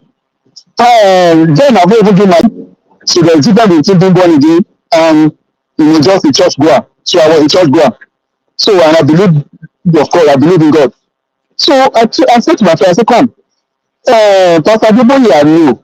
Because then I was still living around Deeper Life Church. I said, Deeper Life, commonly I knew, but God is using them. I know their words are very powerful, but they have never performed such a miracle. The way I've been saying it on TV, the way you are showing me now. I said, please, I am not moved by what this man is saying. You know that because of that, I refuse to go. And they told me that in fact that those that even go to that church, that if they go there, if they attend the service and they are not in line with what is saying, that they will have headache. I said, you see, is that a living church? I said, no, I can't attend such a place. So after some years, I got married. During that, one of my friends, my wife's friend, her name is Diola, she was in that church. She attended that church. She gave her own testimony. Just exactly what happened. The fornicating behavior, she said everything. And so just that I told my wife, I said, please, you have to stop your friendship with this lady. You have to stop your friendship with this. She has left the place years back. Of course, she has left. Instantly, we have to, if the lady call right now, she will not pick her call. Not as if we are condemning the lady, but because of that, I don't want anything that will, draw us or that will just influence my wife in a wrong way. So I understand that a lot of things that I've heard about him. There is a friend of mine, his name is Victor. He too went to that place to go and drum. That was in 2008. Drummer. He didn't even stay 3 months. He left. I didn't ask him why did you leave. What am I trying to say is, it was not last week. I watched the wife preaching on TV. I said, so people are still attending this church. And that really baffles me. It really baffles me a lot. I have to say to myself, that why are people, why can't they listen and learn? From, sorry, I'm at work, I'm not in Nigeria, so I've left Nigeria, so I'm new. So what am I trying to say is, a lot of people are still going through, they are going through serious problem because of money or because of miracle. That is why they are going there. But it's all because of poverty. Most of the people that are there right now is just because of poverty. That is why they are there, because of the little they are getting. But don't things they are getting right now will destroy their soul. That is what they do. Because from that BBC, apart from the BBC, the first time we came on board, we only started talking about a lot of video doing. The first video we did, I said, wow, God has said this, I don't know you, but from that video, I got to know you. I said, God will continue to use you. So God has been protecting you. All the experience you had in that place was just because God wanted to use you to liberate so many other people. And I believe God will continue to protect you. God will continue to use you. A lot of people are dancing now, but up to now, they are still there. We talk about the wise men, so-called the wise men. They have been talking. I just when I see they are listening on YouTube, I don't listen to them. I just look at these foolish people. Why they cannot come out? Why? Because they themselves are still using that same fetish power, deceiving people. So they have to continue to deceive him. I mean, to defend TB Joshua. There is a true man of God. That is this or that. Or that Ajoke is not biological. No, I don't want to know whether I don't know Ajoke. But what I'm saying is that for me to have come in contact with you through YouTube, and from what you have seen, the Bible says, take us spirits. Take us spirits by their words, by their gist, you shall know them, you shall know the truth. So from what I've read, from what I have seen, when I have not even given my own life to Christ, from what I have seen, I said, no, this time we will. Now someone now came out and now saying all this, and people are still saying it is well. It is just to let us know that these are just the signs of the end time. So they will surely have his own follower. But those that will listen, will listen. But I pray that God will keep strengthening you, God will keep empowering you, and continue to increase you to continue saying what you are saying, because nobody gave you an evangelist, but God gave that an evangelist. So you are doing that, and God will continue to protect you. So I pray that people that are there still languishing in sin right now, still because if they don't liberate themselves, if liberate themselves from this chain, they are praying, they will not die in that place. So God will continue to protect you and protect all your listeners. That is what little experience I just appreciate. This is the problem I'm talking about. Coming on board. Okay. We appreciate you. Thank you very Thank you. much. Thank you, ma. We appreciate Thank you, ma. God bless you. Okay. Okay, someone is also there. Oh, I'm sorry. Okay, someone is also. He Oh, has I'm been sorry. waiting a long time. He has a long time. But we can't see you. Hello? Oh, sorry. Um, who is that? Someone is there.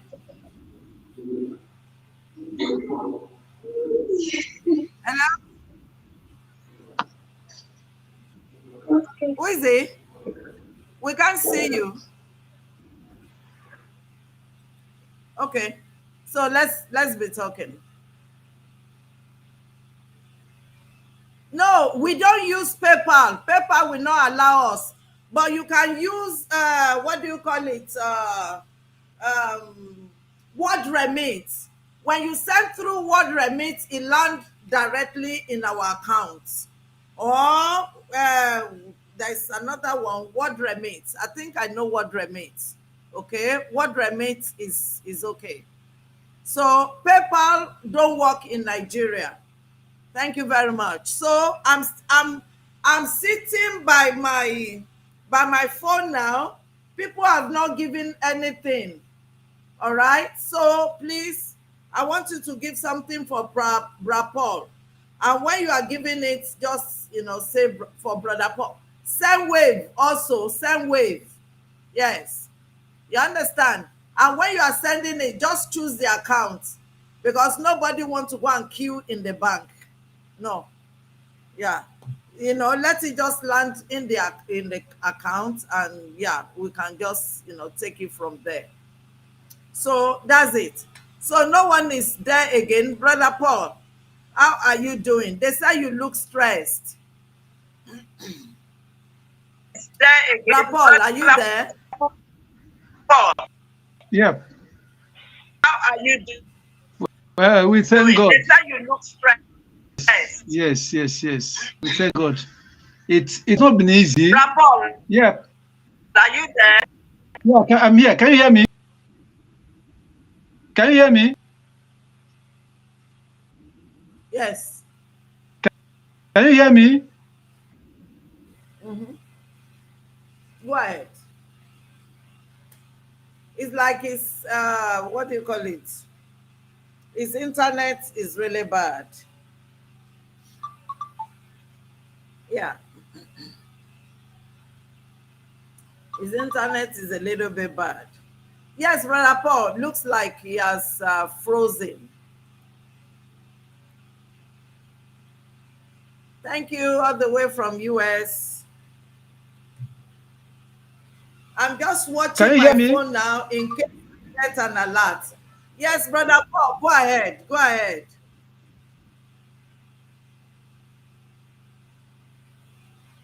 Okay, he's gone. Maybe he'll come back. Brother Paul, his internet is gone. Nevertheless, as we have said, many of you, yeah, you can say a lot of good things, but in the time of saying, let us do something, it becomes, it's not easy. I don't know. I'm not asking anybody for anything, but just for people who come here that I know that they really need help. How will you read my book? Go to Amazon. Go to Amazon. All right? Go and read my book on Amazon. All right? So, I think Brother Paul has gone. I don't know. Somebody also is here. We want to see everyone's face. We don't want, I don't know, who is there? Another guest. Okay.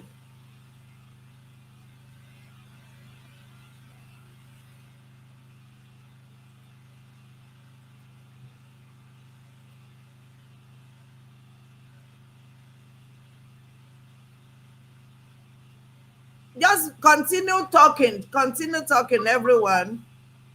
So why I'm doing what I'm doing, we soon round up. I'm just waiting here for response for Brother Paul.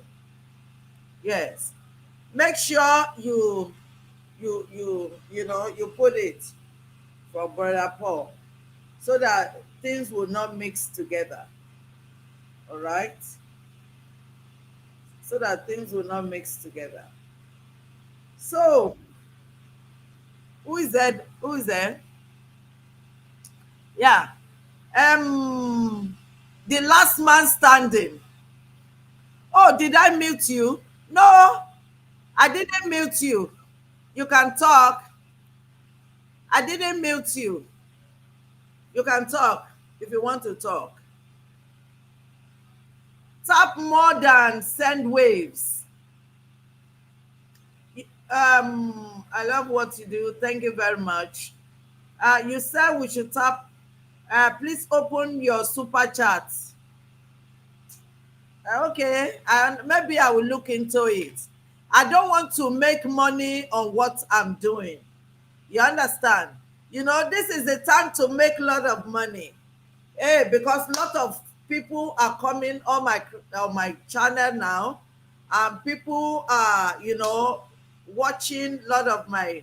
Yes, Remitly. Yes. Okay, you just use Remitly. Someone use Remitly. So I will be expecting it. All right? I'll be expecting it for Brother Paul. So Remitly is also good. It's like it just dropped the moment you send it. So I'll be on the lookout. Can someone spell those Americans, please? Thanks. We got you, Brother Paul. Okay, thank you very much. Can someone spell those for? Okay, you can use Remitly. Please use Remitly. Remitly is very good. You understand? Use Remitly or Word Remit. Remitly, Word Remit. All right. All the account number is there. The naira is there. The dollar is there. So whichever one you want to send. So Brother Paul is here. It's because of you, for him, we are waiting. End time truth. I didn't mute you. I mute you before, but I've already released you. Okay, but can you hear me now? Can you hear me? Yes, we can hear you. Okay. Thank you very much. Really, I want to use this opportunity to talk to people out there. Christianity is not a football team. Yeah, we can work as brethren. We can work as a unity because united we forge ahead, but apart. But then there's no room for me to, because I want to be united with everybody. Then I must get for mere bread and butter. The problem. My real name. Don't worry. You read them. Okay, you will have to know that one day. Now, so what I'm telling people, I tell people, very careful. You see, the soul of a man is very precious, so precious that it cost Jesus his life. We must not careless souls to just any. I know that life is hard, but the problem is that the preachers of today to tell today's Christians about the sower that went out to sow his seeds. The seed fell on a rocky place. Some fell among thorns. Some fell on good ground. Now, if you are not planted on a good soil, you will survive these things. And the good soil is the amount of the word of God that you have in the inside of you. Now, it with ups and downs. Now, it makes sense that because I face challenges, and because of that, I quickly want a quick fix. If Christian race of eternal life, and we are just willing to have somebody that will fix it for us within hours. That is why people are teams of falsehood. So my advice is to those who are angry, they cannot be pacified, but somehow become a victim one day, understand that these things are real. Okay.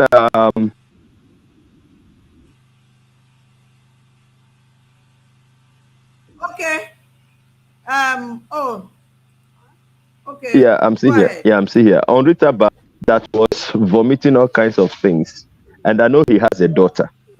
And my question to him, I know he loves that daughter. He loves the daughter. What would be his answer? What will be his response if that daughter, maybe in the next 5, 6, 7, 8 years, comes back and tells him that a pastor like him took advantage of her as a girl? What would he stand to say? TB Joshua, after Jesus, the other person on earth that could be that apart from TB Joshua. Now, and he lampooned everybody that appeared on the documentary and called all of them idiots. So I wonder if he will have that same opinion. If somebody close to him goes through the same experience, I really don't think that everybody appeared on that documentary, that every one of them are lying. How could it be that people have told the same story all over and over and over again? Listen to that young lady from Namibia, the one that said her virginity was taken from her at the age of 17. I look at my young daughter. I have a daughter that is in, and I don't know how I will feel if my daughter is taking advantage of God for big. I don't know what I will question, but I don't know that to my own daughter. And to herself, because she was afraid. She was afraid to believe her. She was afraid that she may be killed. And these are been the issues. People are asking, have they not come out all this while when TB Joshua was alive? Ask them. TB Joshua was alive and Bisola was talking. TB Joshua was alive. Paul Agoma was never on any time stood on a podium and addressed those. If TB Joshua was alive today, he would still not say anything about these things. And people will say that when alive, he doesn't respond to his critics. You see the hypocrites we have in church. Is it for not to respond when people criticize him?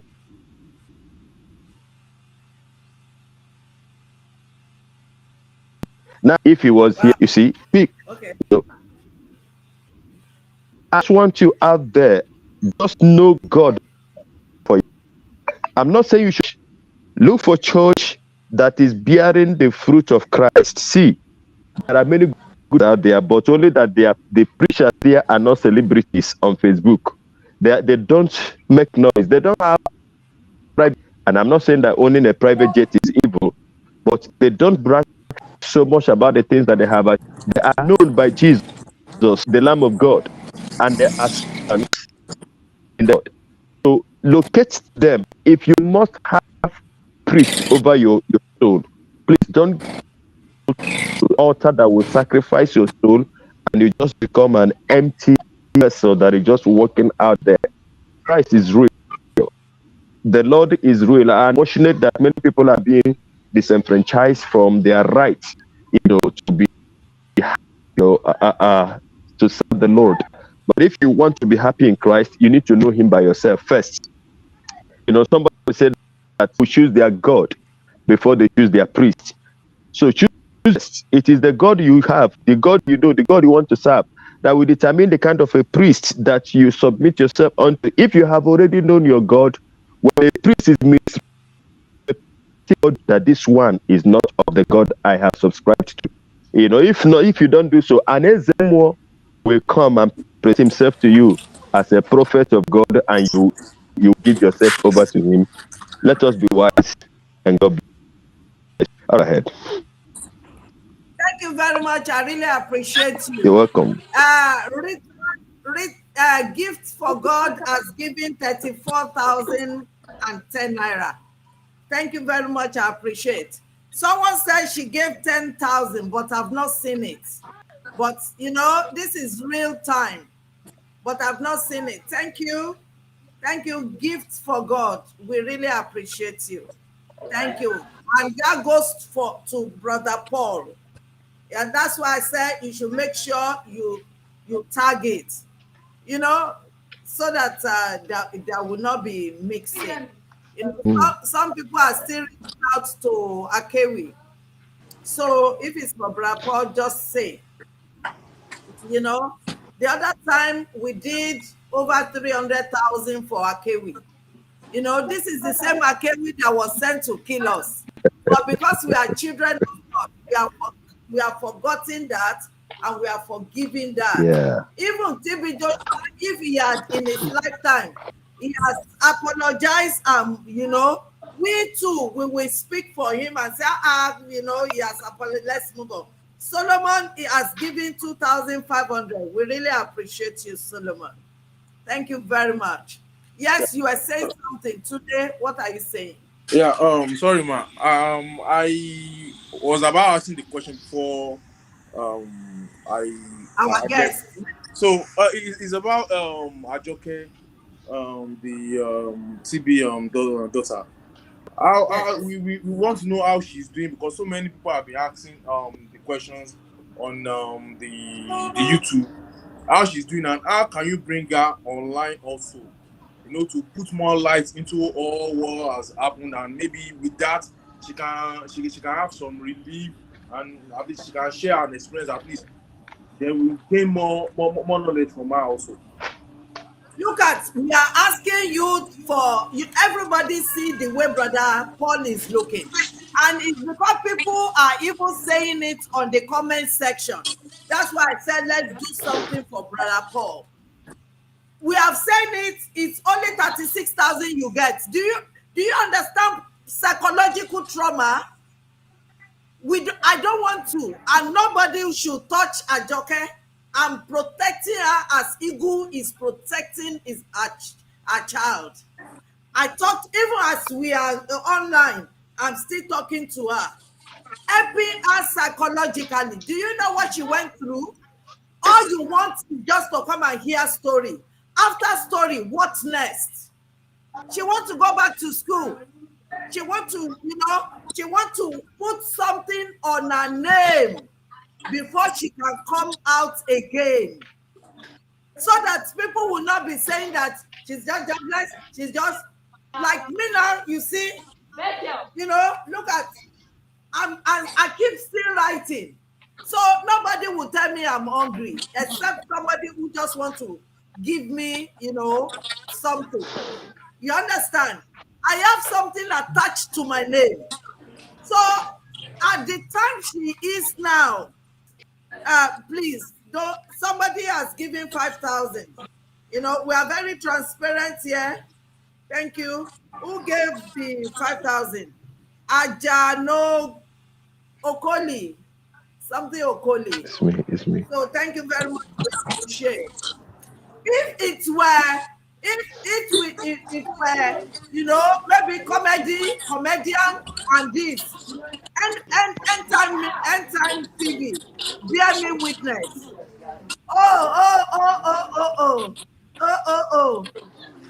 End time ministry.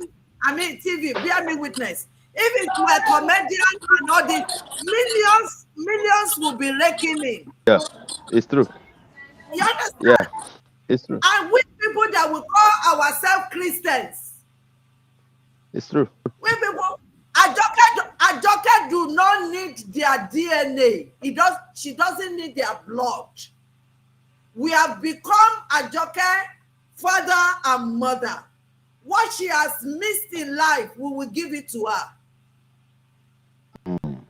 And when I say it, even if it's my life. You understand? So, you think maybe we are talking about Mohbad.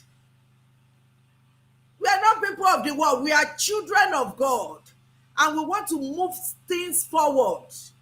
We don't need their DNA.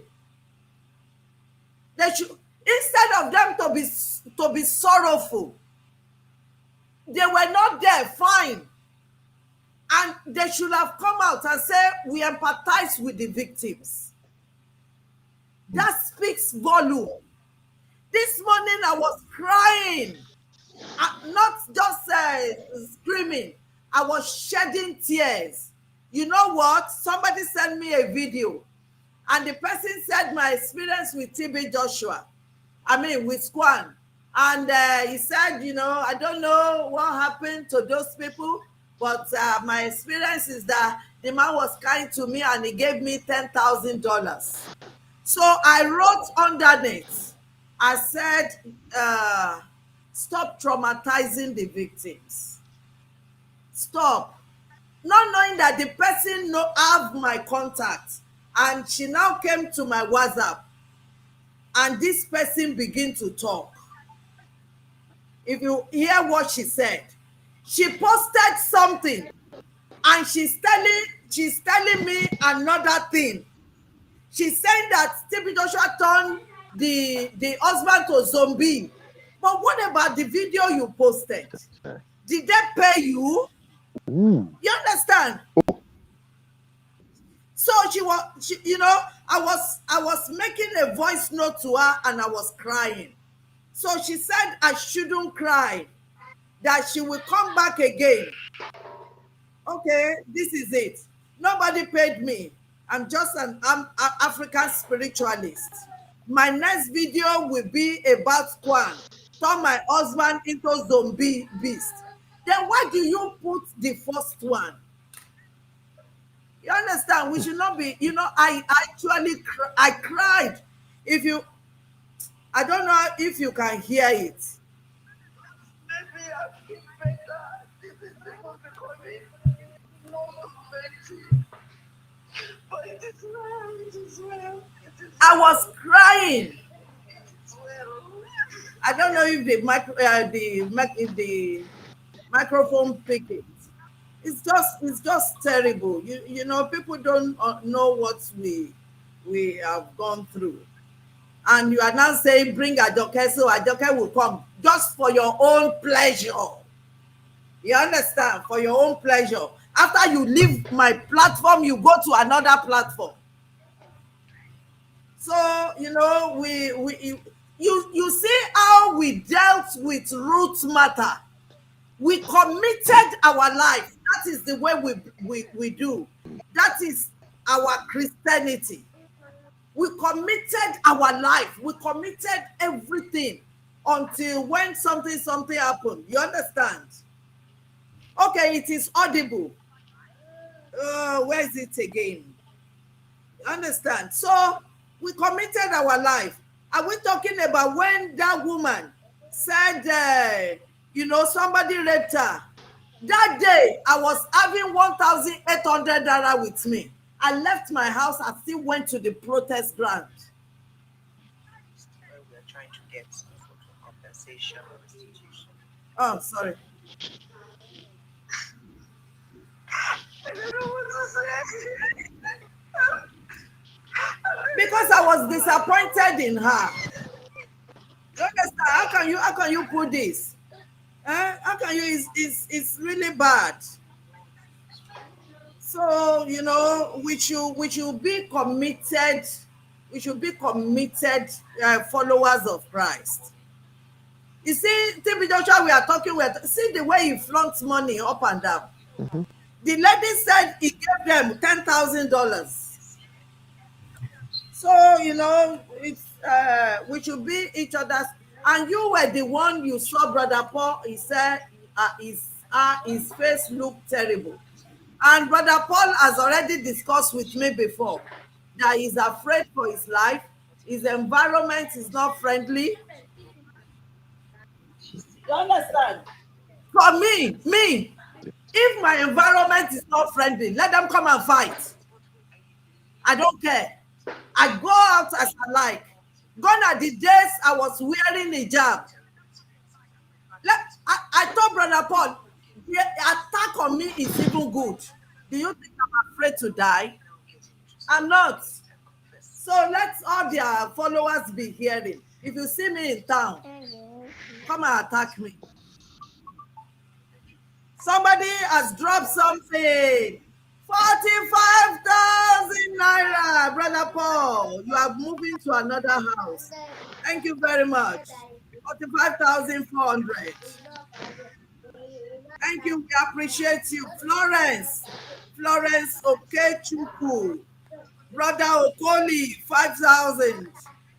Somebody has dropped 50,000. No. Oh. Hey, somebody has dropped 50,000. I'm so excited from that point. Thank you very much. I appreciate you. Thank you. Somebody dropped 45,000. Another person dropped 50,000, 5,000, 2,500, 34,010 naira. So, okay, that's 9,500. That is 136. We got 136 now. Thank you very much. I really appreciate you. Let me read your names again. Solomon Ogundare. Okay, let me start it from beginning. Right guard, payment services. He gave 34,010 naira.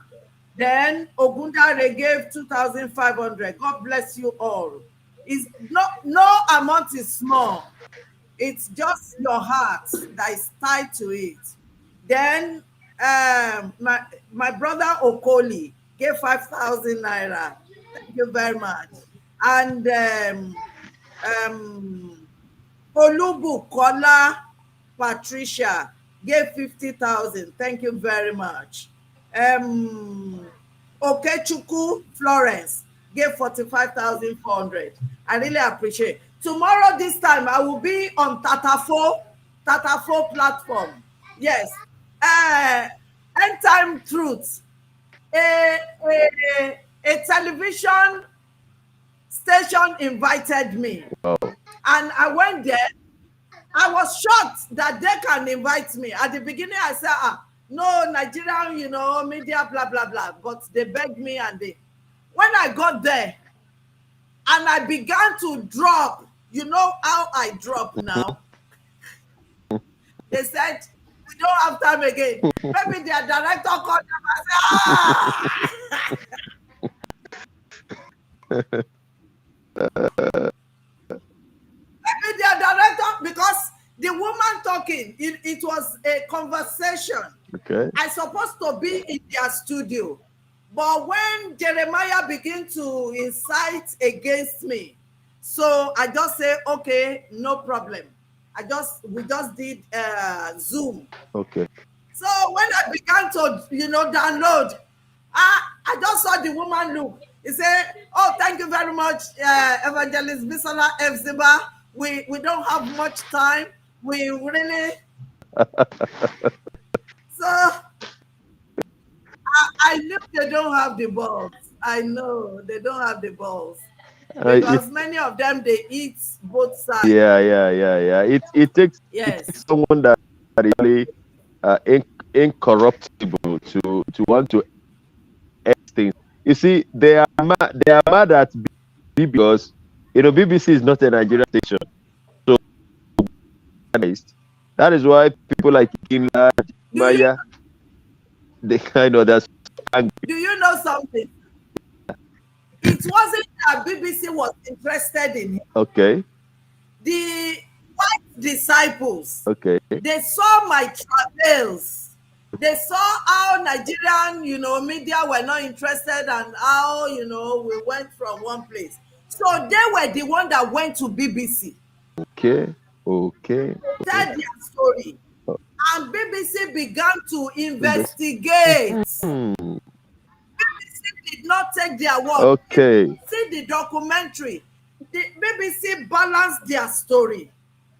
They show him, doing what he was doing. You understand? And they also show the victims telling their stories. After they listen to them, they call me. I said, we have been hearing about you for many years. And this story will not be, concluded without your input and pause input. So I said, okay, no problem. And, I was in their studio in Ikoyi and I gave my own version. After the recording, they went to Squan to go and hear. They wrote letter. They went to Squan to go and hear their own side. Do you know what happened? They were arrested by Evelyn. Are you there? End time truth. Oh, it's they were arrested by Evelyn and they were put in a cell. It took connection before they could be released. So these people, they are not ready to change. They just want to. Afterwards now, I want to, maybe if there is time, yes, there is time. I want to address another video. I will come back because I don't want this one to elongate. I hope you heard me. End time truth. There was a disconnect. I don't know if it was from my end. Yes, I was saying that after they have finished recording, they went to Squan to hear their own side and said, This is the allegation level against you. Evelyn arrested them. Oh. They were put in. Okay, you sent $100. We have not seen it. So maybe it's still coming. All right. No, he said he's not able. Oh, he's not able to send. Yes. Okay, don't worry. Get in touch with me. Get in touch with me on my WhatsApp so that we can take it from there. Yeah, so that we can take it from there. I just don't want to be going to the bank to queue. Now everybody is being very careful.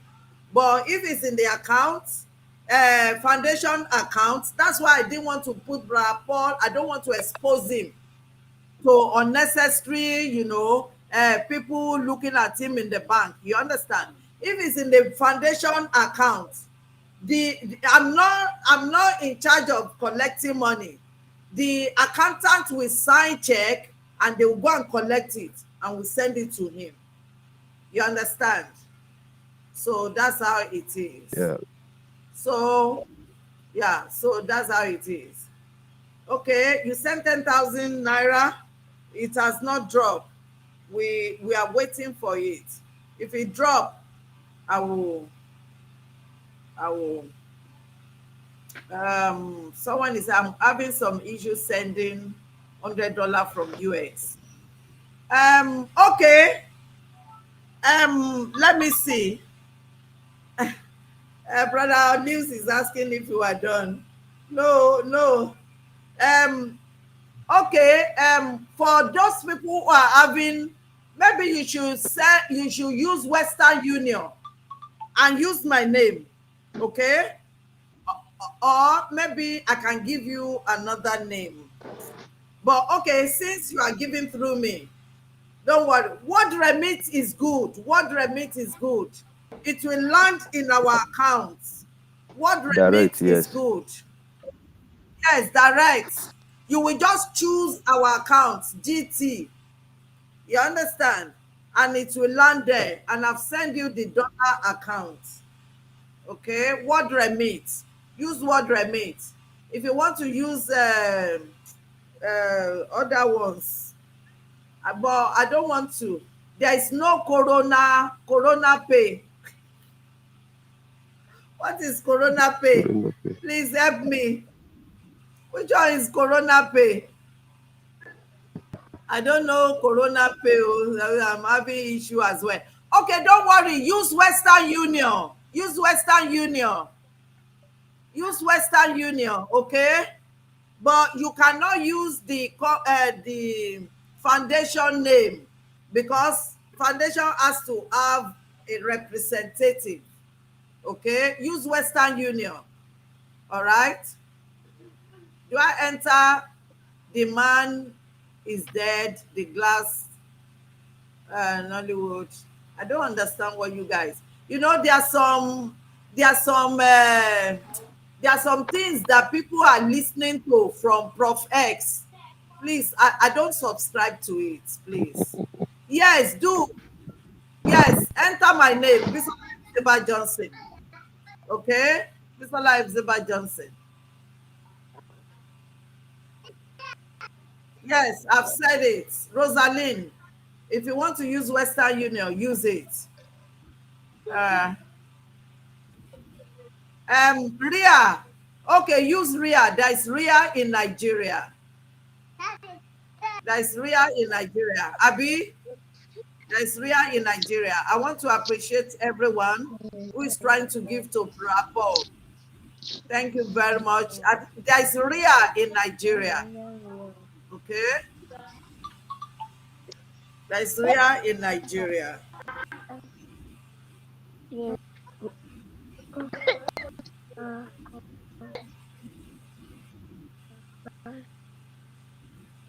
There is Ria in Nigeria.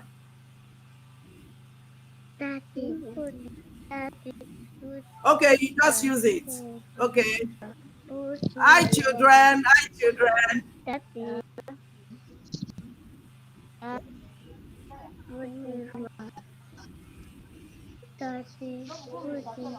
If you are sending to the account, use Bisola Johnson Foundation.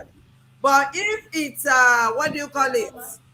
Western Union and Ria and World Remit, somebody has to go and collect it. Okay. So thank you very much. I appreciate. We appreciate. We appreciate. We appreciate. We appreciate. We appreciate. We appreciate. We appreciate. We appreciate. Thank you. Thank you. Thank you. Yeah. Someone cannot. I'm not going to present Ajoke, okay? However it is, we will manage. We will manage. We'll continue to help her. She told me she wants to go back to school. I asked her, what does she want to do? She wants to go back to school. So, if not because the grace of God, you can imagine coming online and somebody is telling me that one eye go to the north, another one go to the body, shaming me. You understand? So if Ajoke come on platform, do you know what you will be telling her? And she will be reading it. So you people, is bad though. It's really bad. I was on TikTok till 7 a.m. this morning. If you know what people were telling me. Okay, let's see this one. Let's see. Okay, everything Bisola is saying, I know they are true. I had my own personal experience. This is another person though. When he did everything to recruit me and got to me, when I started going to my home in the Red Sea resort, was when he started casting demons out of women. Who were telling? Please okay, we're telling him their spirits were from the Red Sea. When I went to Switzerland, they will follow me to the mountain there. Sometimes they will withhold my luggage and wipe out all my documents. He even sent a Nigerian national footballer to follow me and chat me up in front of Carnarvon station, Geneva. Oh my God. Somebody sent his experience this morning. I will play it for you. I cried. I cried. I'm telling you. I really cried. I cried. See, all you people, since this is how they are doing it, Sister Bisolaria has option for bank transfer and or pick up. You can do bank transfer, is very better. You understand? So that we will not go to the bank to queue. Select bank transfer. You understand? And I've already sent the account details to you. Okay? Somebody said, me too, I separated BJ from foundation of Bisola Johnson, accepted that, but still error with transfer. If there is transfer, just send Bisola Hephzi-bah Johnson. I will go and collect it. Yes, I see. Okay, let me allow you to go. All right. Let me allow you to All go. right. Take care. God bless you. I appreciate your time being here, because it's getting dark there. Yes. So that's it. I will not bring Ajoke live. We want when Ajoke finish her school, she can come back to come and tell her story and own her story. If I bring Ajoke here now, you see how Louis is talking. You understand? He is talking with also confidence. But you know, if I bring Ajoke now and I ask you to help Ajoke, is it what we are? See, I've been talking. I'm even, you know, so that's the thing. Please don't. I'm not going to bring Ajoke. It's really good for her mental status. Do you know, since they released that video, she has drawn back into a shell. But you know, it's not a problem. We continue, encouraging her. So that's just it. So as I said, thank you, Fanta. I appreciate you. Rain Bowell, thank you very much. Rosaline, if you are still having issue, see my WhatsApp. Just get in touch with me. Okay? Someone say excellence. Say at this age. Yes, thank you very much. You know, it's just the passion for the lost soul. Okay, thank you. And, you know, I don't want people to suffer. If you know what I went through, at least I'm being a voice to some people. Nobody. I slept under the bridge. And at that time, he sent somebody with 10 million naira to come and shut me up.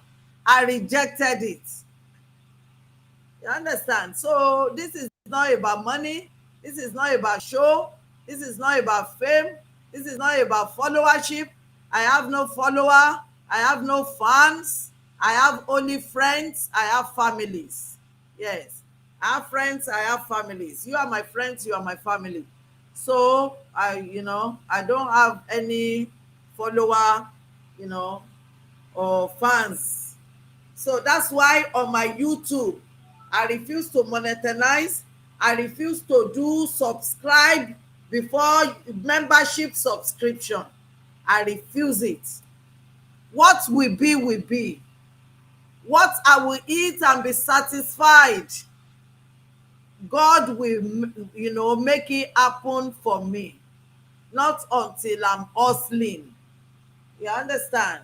And he always come out for me. He always come out for me. When it's coming to the point that everything is depleting, God always come out for me. So that's the thing. Judith, I want to thank you. Judy said she wants to thank us from the depths of our heart for all the things that have been done. God bless you, Sister Bisola. Your testimony saved by the grace of God, saved my life from a pastor. There are lots of them, and some people they will be telling you, why are you still talking? Why are you still talking? Why are you still talking? Yes, I am using light data. Don't worry. I remember, let me give you this. There was one time some people invited me to Warri to come and minister and share my experience. They asked me, how much will you collect? I said, do they collect money for preaching? Do they collect money for preaching? They say, yeah, they want. I said, no, no, no, no, no, no. So I have to call somebody that I know. I say, I'm going on evangelical mission.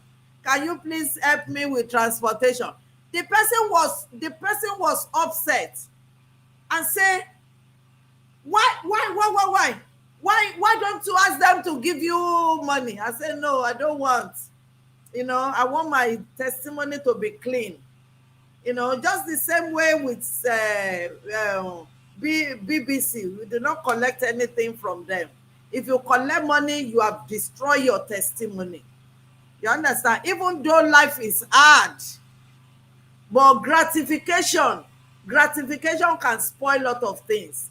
That was what I was telling Ruth Matthew. Overcome money, overcome men. If you overcome money and men. So I went there, and it was tug of war before I got there. And when I got there, I ministered. They lodged me in an hotel. They said I should be ordering food. But the people in the hotel said they cannot give food because people normally run away with their money. So I just went downstairs. I bought pure water, pure water, and I had bread. I had bread in my bag, and I bought granuts. That was what I ate for 2 days.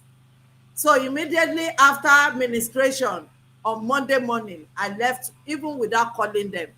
They were the one that run after me. I said, Evangelist, where are you? I said, I'm going. Say, yeah, we need to see you.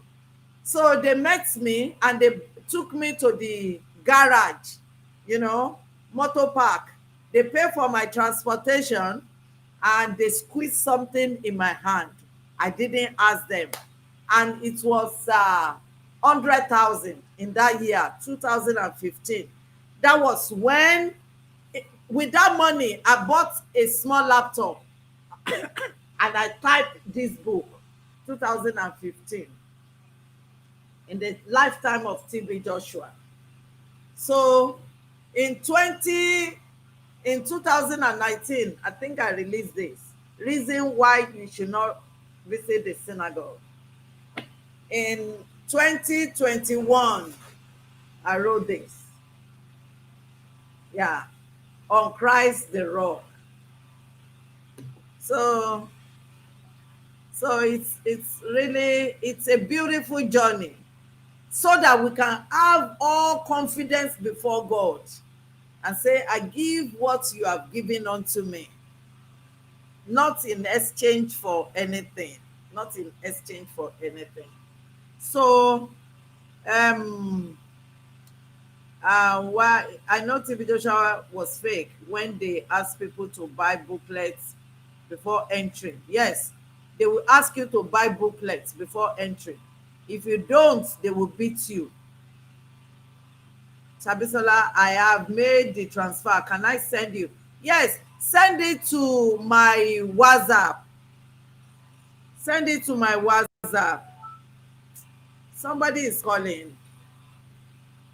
Please, we are on live streaming. Can you send a text message? Okay. Send text message so that the broadcast will not cut off.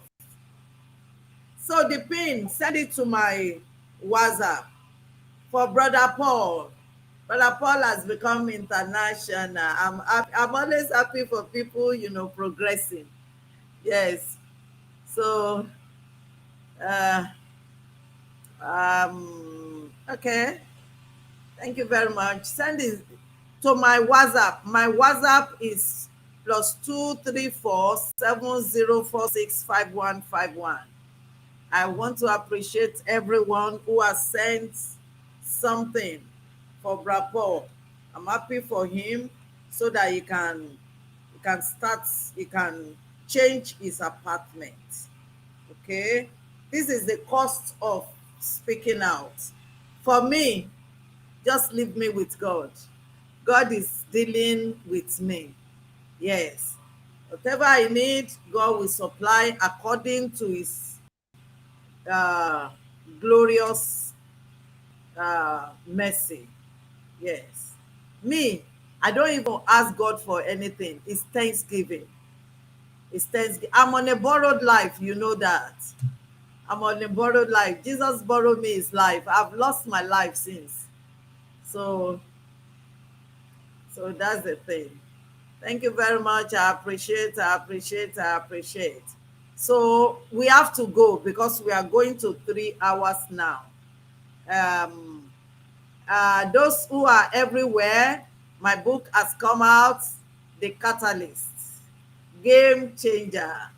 We are all game changer in our wherever we are.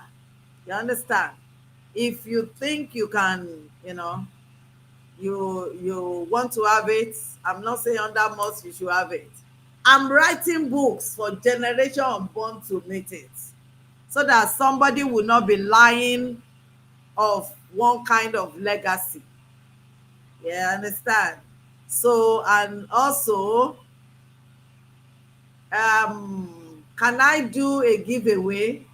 See, I would have done something and ask you to go to my website and get my PDF. But my website is sick now.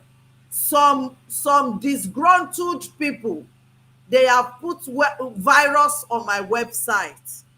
So I need to buy some things, some apps, in order to wash my website clean.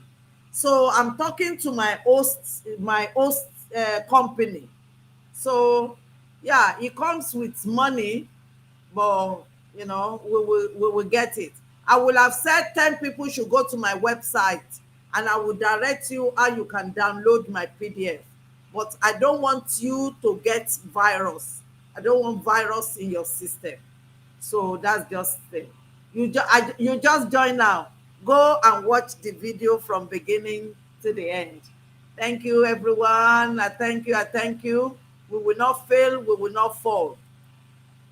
We will continue to live in the glorious light of God, in the name of Jesus Christ. I pray that the Lord will strengthen us. The Lord will uphold us. In this time that the word of God called perilous time, the word of God say affliction will not arise the second time. Join us on Sunday on this platform. Word, spirit, and prayers. We usually encourage ourselves and engage ourselves with the word of God. What we are dealing with now is the tree of life versus the tree of knowledge of good and of evil. So please come. Let's reason together. So that's just it. God bless you. Bye. To his presence, hide in our hearts, for fear of the Lord and for the glory of his majesty. The lofty looks of men shall be humbled, the haughtiness of men bow down, and the Lord alone shall be exalted.